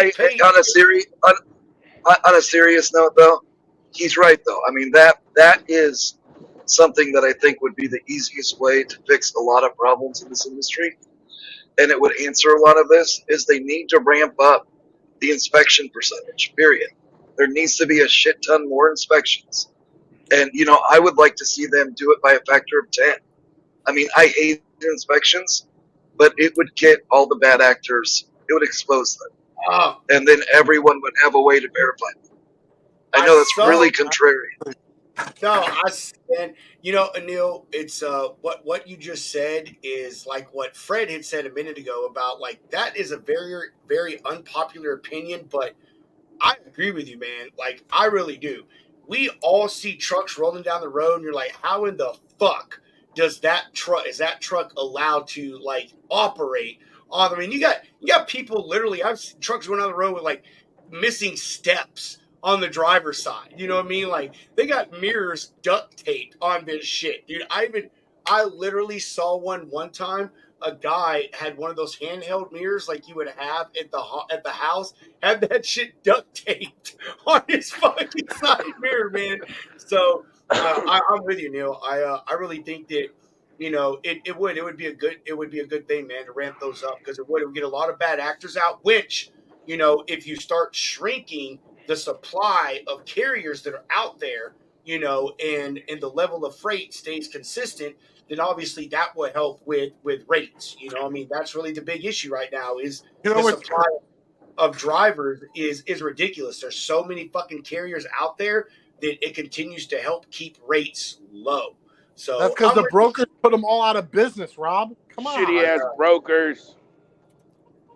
All the brokers put them out of. Don't all look. Yeah, and I welcome that competition. I mean, I've invested all sorts of money in a shop, a maintenance program. We're all over our trucks. So I welcome that. But I think it's bullcrap that we have to compete on an equal playing field with someone with fucking Franken trucks that got 4 different colored panels on their hood and their door, and their bent-in fuel tank and a freaking cargo strap holding their fuel tank up. And this guy is going to look as legal as I do. Anil, Franken truck wants $10 a mile. Yeah. Franken truck. I'm with you, Neil, and I'll tell you like another thing that is something else. I understand it, but in a sense, I don't agree with it. And I talked about it yesterday on the show. I'll touch on it here again when during this little bit. But is the virtual address thing. Like it really fucking sucks that these double brokers, scammers, fraudsters, schemers, low down dirty dogs, whatever you want to call them. Put JB's comment on the screen there. Whatever you want to call them, but have figured out. He said, "Why are you describing his truck and hill?" Hands now, Hunter. You better call Don Ricardo. I feel like you're misclassified as a host. So, anyhow, but the virtual office thing, I get that it's become an issue because all of the the bad actors have learned that you obviously have to have an address in the U.S. to apply for an MC number, get an LLC, all these things, and these virtual offices are an easy way to do it. UPS, FedEx, Kinko's, Jim and Margaret's fucking mail shop. They don't care where you live as long as you're paying them that monthly fee for that thing. But I also understand it as a business owner's perspective. When I had a little small business, I rented a mailbox at a UPS store, because I didn't want my home address, affiliated with all the documentation and stuff of my business. I wanted to kind of look professional, and the UPS store was in a historic downtown in Georgetown in a nice area. So like it made me look good. You know what I mean? But that sucks. I had a friend of mine yesterday. They were getting denied from loads because their address has been pinged as an address that's affiliated with a couple of active double brokers that have been caught. And so they're like, hey, even though it may not be you, this address is flagged in our system and we can't do business with you because of the past experiences that people have reported with others that have this same business address. So like, it's just messed up, man. You try to look professional and have, a professional address at an office building and stuff like that. And someone comes in and they fuck it up. And now you as a carrier have to go and change your FMCSA, which we all know, that can take several days. So, if every broker's telling you, oh, we won't give you low because your address. So what are you going to do? You're going to sit for fucking 24 to 72 hours, which is FMCSA's turnaround time for your shit to update. So, there's, you know what our company just said, our brokerage just said about changes? If you've had changes within the past 6 months to your FMCSA data, we cannot work with you. Oh my! Hey, it's just like I commented on Dale Prax's post today. He's like, was talking about this stuff and tagged the lounge in it. And I was like, oh, no, man. We need more than just inspections. Now I need you to have a 675 credit score. I need your mother's maiden name and the last 4 of your social. You know what I mean? Like, before I'm and naked pictures of your mother. Phone number in case tracking drops off. We know that your wife knows where you're at. In my carrier packet, it even asks you, are you a homeowner or a renter? Like, if you're renting, we're not doing business together, Danny. Damn. So if you're setting up your virtual office, you are not recommending using Chicago as an address? Nick was not on here to see that beard, Thomas.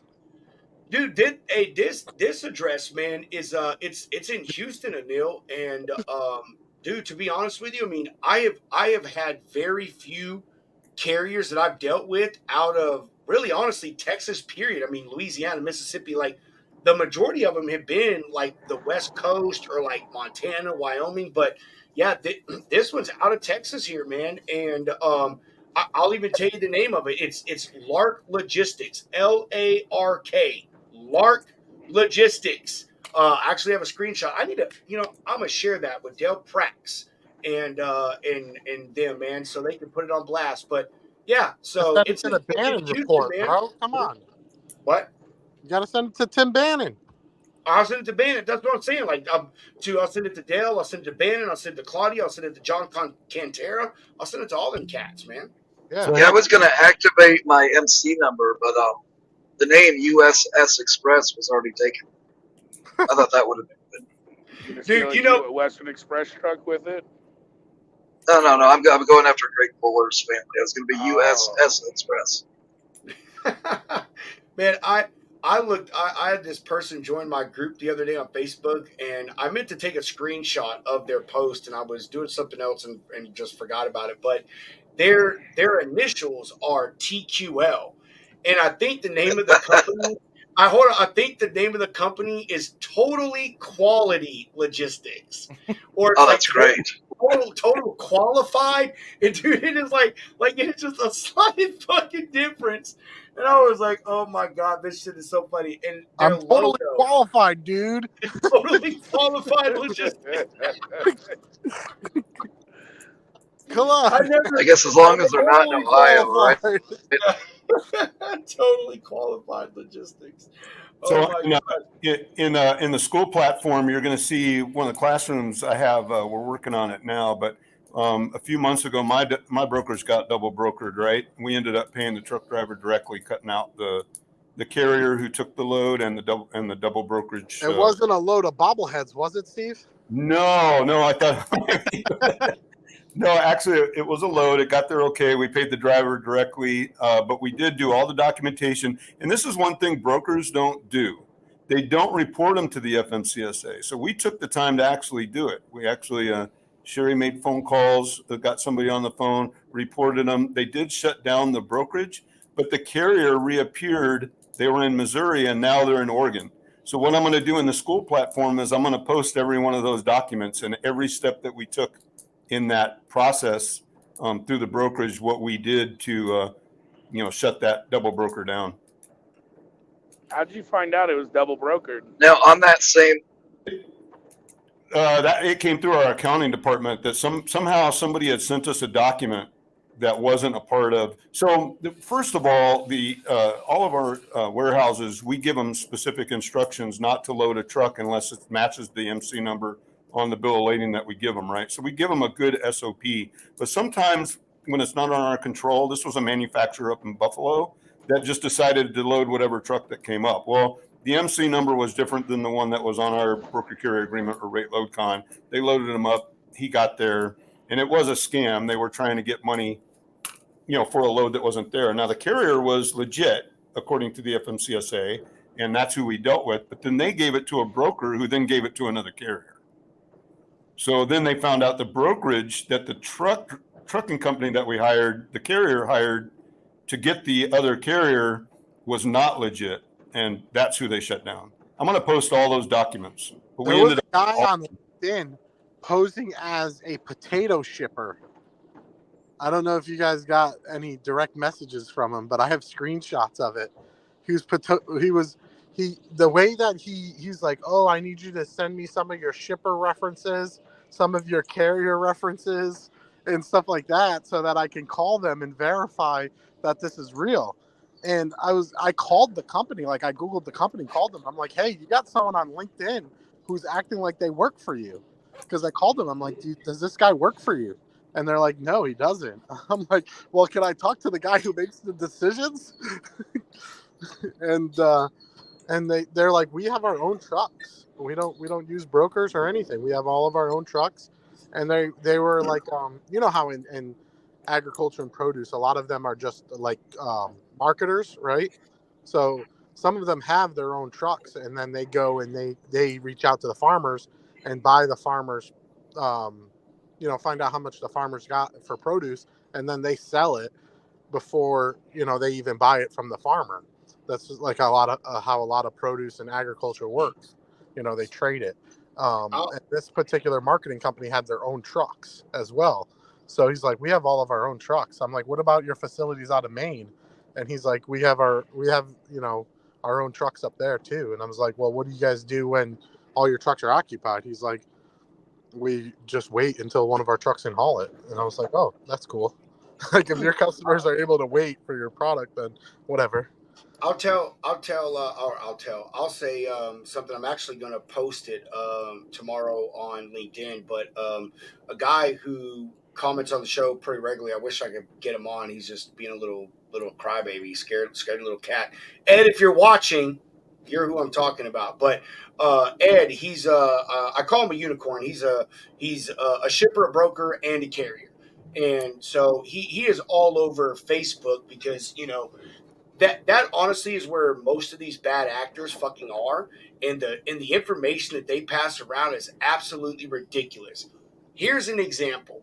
I'm just going to try to give a cliff notes on it, but one guy was saying that he has a customer. He's a hotshot driver. He has a customer, but they have a lot of freight, and he's not able to cover it all. But he doesn't want to miss out on that opportunity. What kind of advice would someone give him? Hiring drivers. Can he subcontract it out? He's trying to figure out a way to just service his customer. This other fucking moron is on there. Oh, dude, no, that doesn't matter. All you need to do is go on and find some other hotshot drivers in the area, and then what you do is when you get a load, you send it out to them and say, hey, can you cover this load? And just tell them, when you go, or go in there and pick it up. He's like, most of the shippers don't care. They don't even check this stuff. He's like, it'll be good, and it's like, dude, You're like openly in a fucking forum telling this guy to how to legally double broker a freaking load, man. And like it's just fucking nuts. Like Well, he Steve sent me. does that, but he does it differently. So Steve services his customers and then has other carriers get set up directly with his customer. The And that's what I told Steve. Man, you got to start a brokerage so that you get some of that piece of the pie. Because essentially what they're doing is they're contracting with the other carrier, the shipper is. But this guy's just a carrier, though. That's what I'm saying. He's just a carrier, and this guy's telling him, "Oh, just find other carriers and do it." Like, I understand there's a legal way that he could probably do it, but this is completely illegal. Completely. He's just saying, find someone, give them the load, you take a little bit off the top. Your customer, all they care about is that you covered the freight. They're none the fucking wiser. And then, like Ed started going through, and he's like, dude, seriously? He's like, what if something happens? And me, the shipper, is like, okay, I need to file a claim on this. And like, this carrier, his insurance lapsed. And you don't know that because you don't have the systems to go and check whether his stuff was lapsed. Or I'm the shipper and a claim happens and you send me insurance in it for someone I didn't even fucking do business with. And so like, and then this person's like, oh, I'm not, going to do this or answer. You know what I mean? It's like, he's like, man, like, there are so many bad things that could happen here that you're not even understanding. And don't listen to this guy. He didn't send me the snippets of the rest of the conversation, but basically the dude was, telling Ed, man, like, oh, no, it doesn't matter. You should just still do it. It's worth the risk kind of thing. And it's like, man, like, these fucking guys, man, like, you're a part of the problem. You are the reason that all of these things are screwing over good carriers are fucking in place is because of jerk offs like you.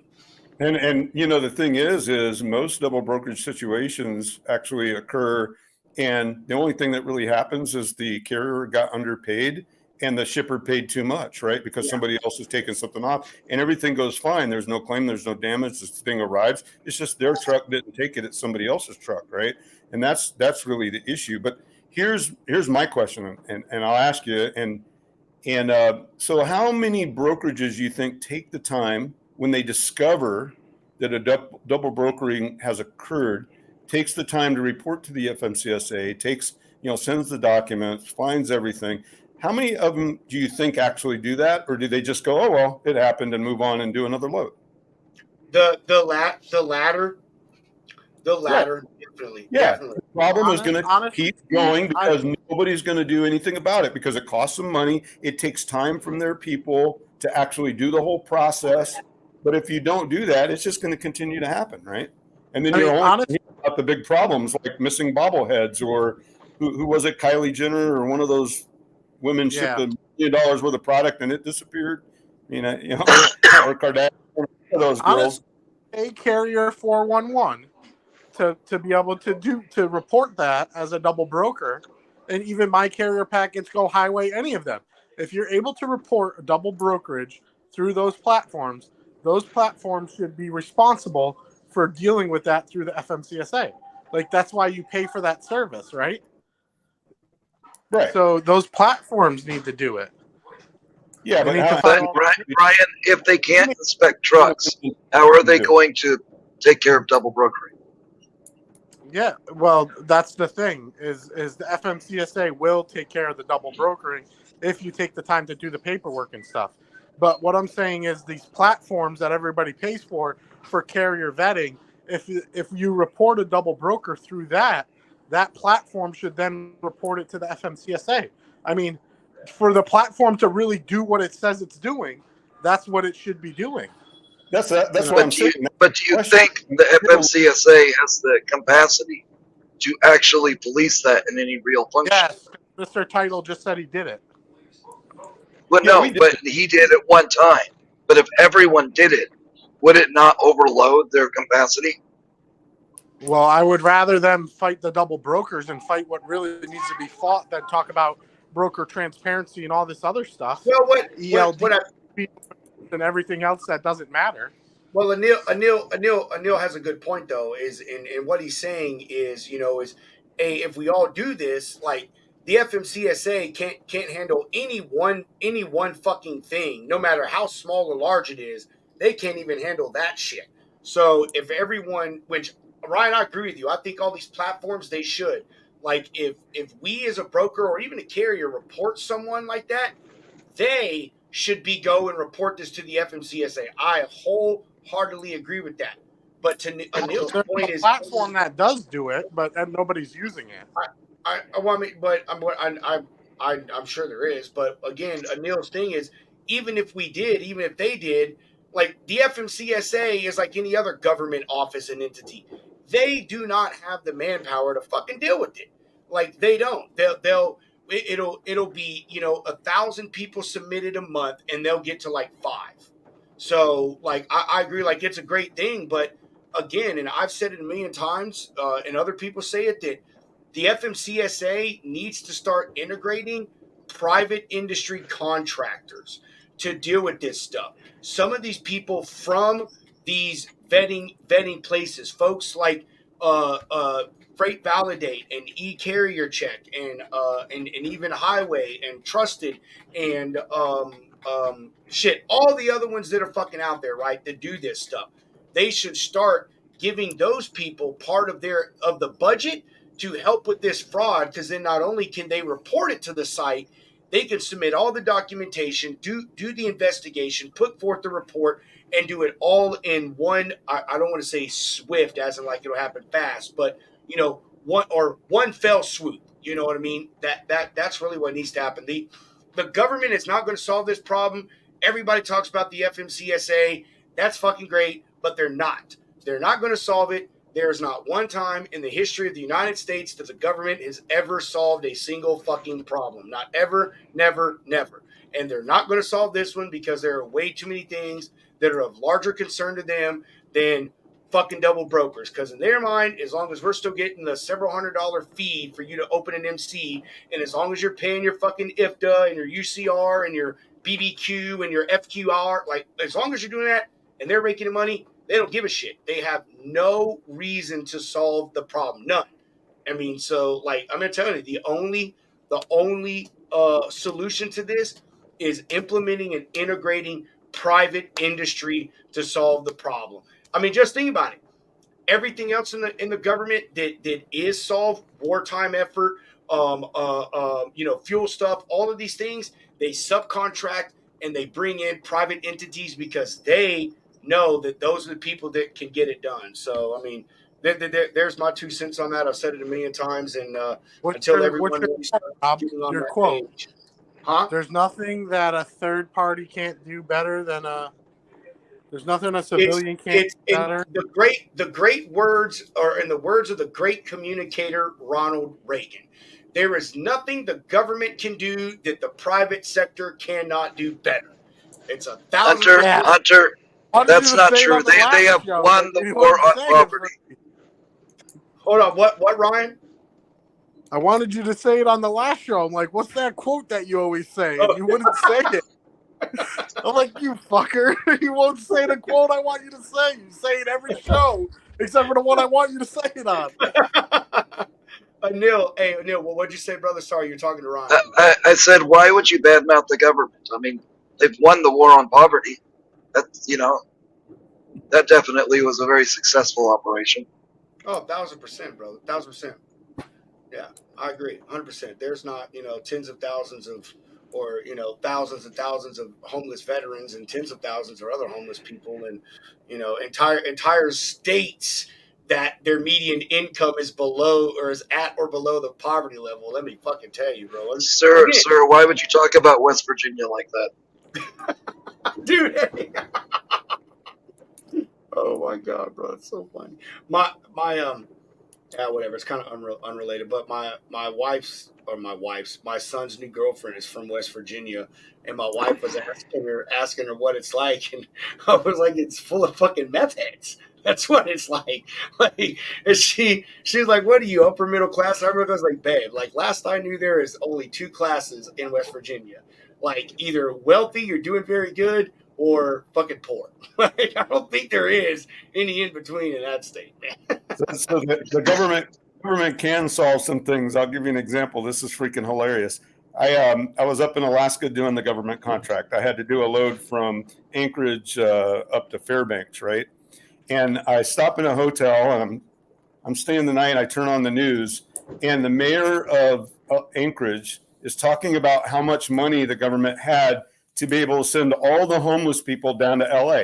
They literally do that. They literally say it's in the best interest of people who are homeless in Anchorage, Alaska, that we put them all on a boat and the people pay for it, and we get them down to LA so they don't freeze to death. That's basically what they said. And so basically they just moved their homeless problem. Anchorage moves their homeless problem to LA every year. They just ship them all down That's there. brilliant. And then they bring them back. They bring them back. Are there new homeless people every They're year? seasonal. They're seasonal homeless. They literally they're smokers. They're seasonal. Hold on. They are Do they bring them back? when it's nice, and then they have their ticket paid back to California by the government. The mayor literally said, "Yeah, we have enough to ship all the homeless people back to LA." And I was just staring at the TV, thinking, "What the hell are you talking about?" So when the winter season's over, they bring them back to Anchorage? Oh, no. They don't bring them back. They want them to stay in California. Oh, so there's new homeless people every year in Anchorage. Every year, Anchorage gets rid of all its homeless people just by the government saying we're shipping them all down for their own protection so they don't Why freeze don't we them. just do that with Mexico? We're going Whoa. Pump the brakes. We could just send all of the homeless people in the United States to Mexico. Let's do it. It's better weather. They could hang out on the Drop beach. them off in Laredo. JB Rhodes can ship some in the dry van. JB said, give them a round trip boat ride. Yo, listen, they just become homeless so that they can take a cruise. Yeah. Why not? Oh, Hey, They put 'em on- JB, have you Carnival kissed the hood today? I was just in shock to hear that the government actually paid for that. That's all. I was just like, wow, you got to be kidding me. oh man, dude, there's a guy, he puts out, gosh, wish I could remember his name. He's on TikTok, but he makes regular videos about things that the government has funded. It could be 100,000, it could be a couple million, but it's like the dumbest shit. Like, how butterflies procreate. You know what I mean? Like it's, like what happens if I put Drano and bleach in a ping pong ball and drop it in a gas tank? You know what I mean? It's like just crazy shit, man, that the government funds, dude. It's absolutely nuts. We need to find a way to get some of that. Bro, I'll get behind that. You want to No, send all the Sage. homeless people out of my city to another city? I'm down with that. Sage, I'll pay you have extra taxes for that. you have to get it right, Sage. JB is part of the 717. There you go. I mean, I don't know what city wouldn't stand behind that. Like, let's do what Anchorage does and ship all of the homeless people somewhere else. Honestly, I mean, we're honestly like we're making fun of it, talking shit, but I'll tell you, man, like the homeless problem, for the most part, besides the ones that are like fucking drug addicts, could be solved relatively easy if governments, local, state, federal, would learn to properly allocate funds and again allow the private industry to do something. Because the government's been throwing money at it for fucking decades, and they still ain't accomplished nothing. Just like the war on drugs, you know what I mean? Like we've accomplished absolutely nothing. The only thing the war on drugs has done is we've went to stopping marijuana and cocaine to now trying to stop fentanyl, methamphetamines, and all the others. You know what I mean? It's like it doesn't do anything. I actually read an article down here in it's in Austin that they were able to fund a tiny home village for homeless people. And it's like 2 people to a thing. And, they have like a certain timeline. They have to be able to get a job. And then they have to, pay utilities and stuff there once they get a job. And then they only have like a certain time limit that they can live there. I think it's like 2 years. They give them a decent amount of time to get their shit together. You know what I'm saying? But there's all these stipulations for them to do it. And if you don't meet them, then, you get kicked out of the community. I mean, it's even like they do inspections to make sure that the house is clean, that you're not destroying it, all of these things. And, I think things like that are great. We worry about feeding the homeless and opening shelters and stuff like that. But beyond that, there's really nothing. You know what I mean? Like there's programs that try, and I'm not saying there's not, that try to get these people jobs and stuff, but you know, I mean, just it doesn't happen, man. I've seen reports of people that have been home, like I can't think of the term they call them, but they've been homeless for a while. You know what I mean? And they just get to the point where it's like, this is just an easier life than paying bills and getting a job and doing all the other stuff. Like I can go to a shelter or whatever and get free food and free socks and clothes and, you know, all of these things and stuff. So, yeah, we make fun of it, but it really would be, I wouldn't say a fairly simple, but we probably could have found a way to mostly curtail it now, especially with veteran homelessness. I'll tell you that if there are one group of people in this country that should never be without a home, is a fucking veteran.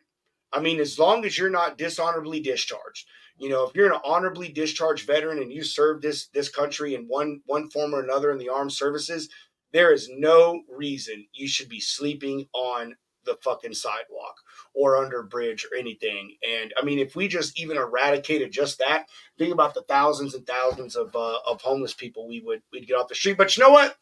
We're too concerned about you know, funding programs about how butterflies procreate. So there you go. What if we took all the dry van trailers that were not road legal and turned them into tiny houses for homeless people? Dude, there's an idea right there, bro. Boom. There you go. I mean, so it's saying like it's honestly not that.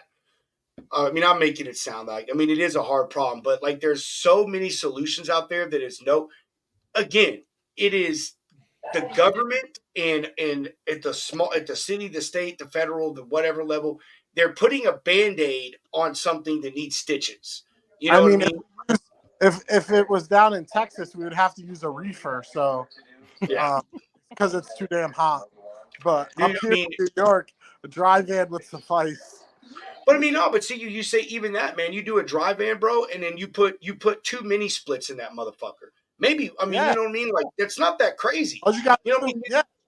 Yeah. You put a deck on the front of it, cut a hole for a second exit, keep the swing doors on the back as your fire escape, right? Cut in a couple windows, you'll be good, man. Hey, even like containers, man, you could double stack them. You know what I mean? Like double stack them. And there's a lot of people that make houses out of containers already. That's what I'm saying, though. I mean, with the dry van trailers or trailers, period. Just like the trailers, you know, containers, you could double stack them, man. You know what I mean? And make them 2-story units. You know what I'm saying? And I mean, what, you got a 53-foot trailer. Say you gave everybody a 15 or 20-foot space. You know, 20-foot space. You know, I mean, let's at least make it bigger than a prison cell, or 15, whatever. You know what I mean? In that 53-foot trailer, man, you know, you could put three different single apartments or whatever and house 2 people in each one of those. You know what I'm saying? Like it would be, man. There's tons of stuff, but you know, again, it's just like the scamming in the. You can have them like those Texas food courts down there, you know, where you got a bunch of trailers and then there's one food trailer. You know, it's like the cafeteria, and then you got put a couple porta potties over there for the bathroom, and a garden hose for a shower. You know. A field shower. That's what I called it. I created a field shower in the Army. That's just pretty fucking high speed. Yeah, you talked about that once. I did, dude. Hey, a fucking did your sergeant yell at you like, "What the hell are you doing?" or something like that? Yes, he did, dude. He did. I did. Or he did, man. I took one of the fuel canteens off the back of the Humvee that, like, I don't know, they had them on there. They never used it. I opened up and smelled it, and filled that shit with water from the water buffalo, and he said wrapped a trash bag, or not wrapped trash bag. Took the water hose, connected it to the lid, and used a Ziploc bag, poked holes in it, hung it from a tree, put a rope on it so you could tip it to where the water would go down. Bada bing, bada fucking boom, man. There you go, easy peasy. Hunter, you about ready to get out this piece, man? We've been on here for 2 hours, and I'm hungry, man. I'm hungry. I'm ready to go eat. Same. All right, man. Take a picture of your food, send it to me so I can be jealous. Oh yeah, right.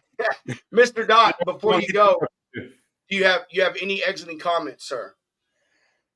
No. You know, like I said, the only thing I get frustrated with is that a lot of brokers out there won't report people because it takes time and energy and money, and the deal's already done. You know what I mean? It's just, I wish more people would hold the people accountable. That's all. And if they did, and one of the things that I'm going to show when I do this story in the school is that the FMCSA guy that we worked with was really good and had the time and took the time and called us back and said, yeah, I researched this company and I found out that their original filing was from a place where 20 other people filed from. So they do take the time and they will help you. And they did close down that brokerage, and they even did something to the trucking company because we noticed the trucking company is active again, but now they're not in Missouri, they're in Oregon. So they did something and they took the time, and it's only because we took the time. We could have shrugged it off and said, hey, everything worked fine. We paid the driver who bought the fuel and used his truck to take it. And we said, screw you, or truck off to the original trucker who signed the broker carrier, who signed our broker carrier agreement, and the broker that they gave it to. Both of them were shut out of the picture and didn't get a cent. You know what I mean? So we did the right things. It's just how many other brokers would take the time to actually report them and do something about it and try to shut them down. A lot of them go, screw it, everything worked out. Let's just move on and get another load. Right. So anyway, great being on with you guys today. I've kind of been traveling and been at conferences and crap. So, but do awesome.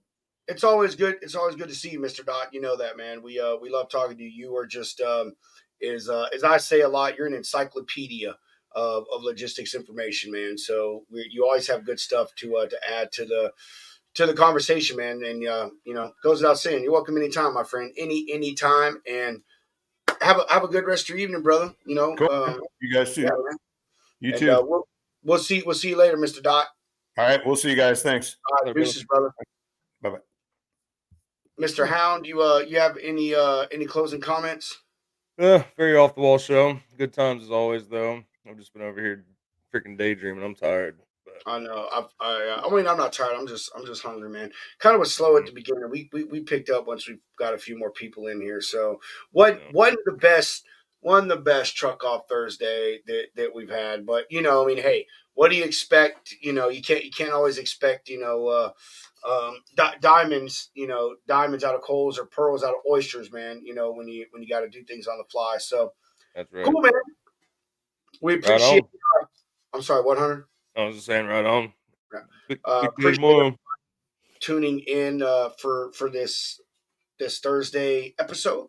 We'll be back tomorrow with Mr. TJ, Mr. Darting Uphill.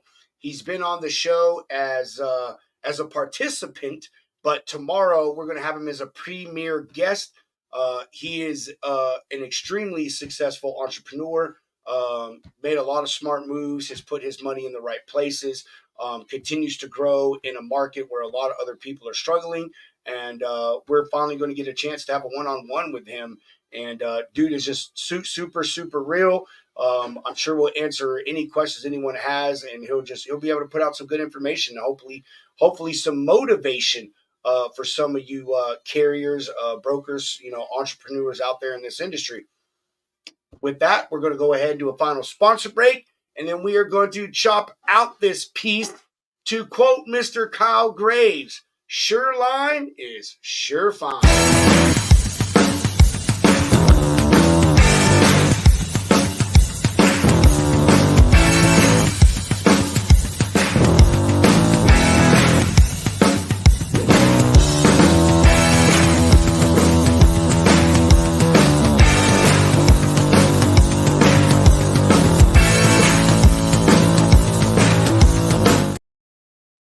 Alrighty, Spidey.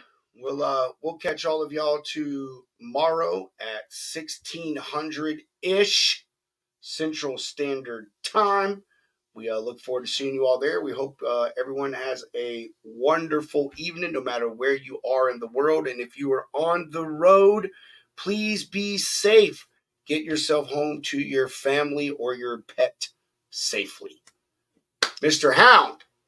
Not going to forget, bro. Can't believe I did that shit to you. Can't believe I did that to you last night, dog. Oh, I felt so bad, bro. Felt so bad. Mr. Hound, Roll that beautiful bean footage.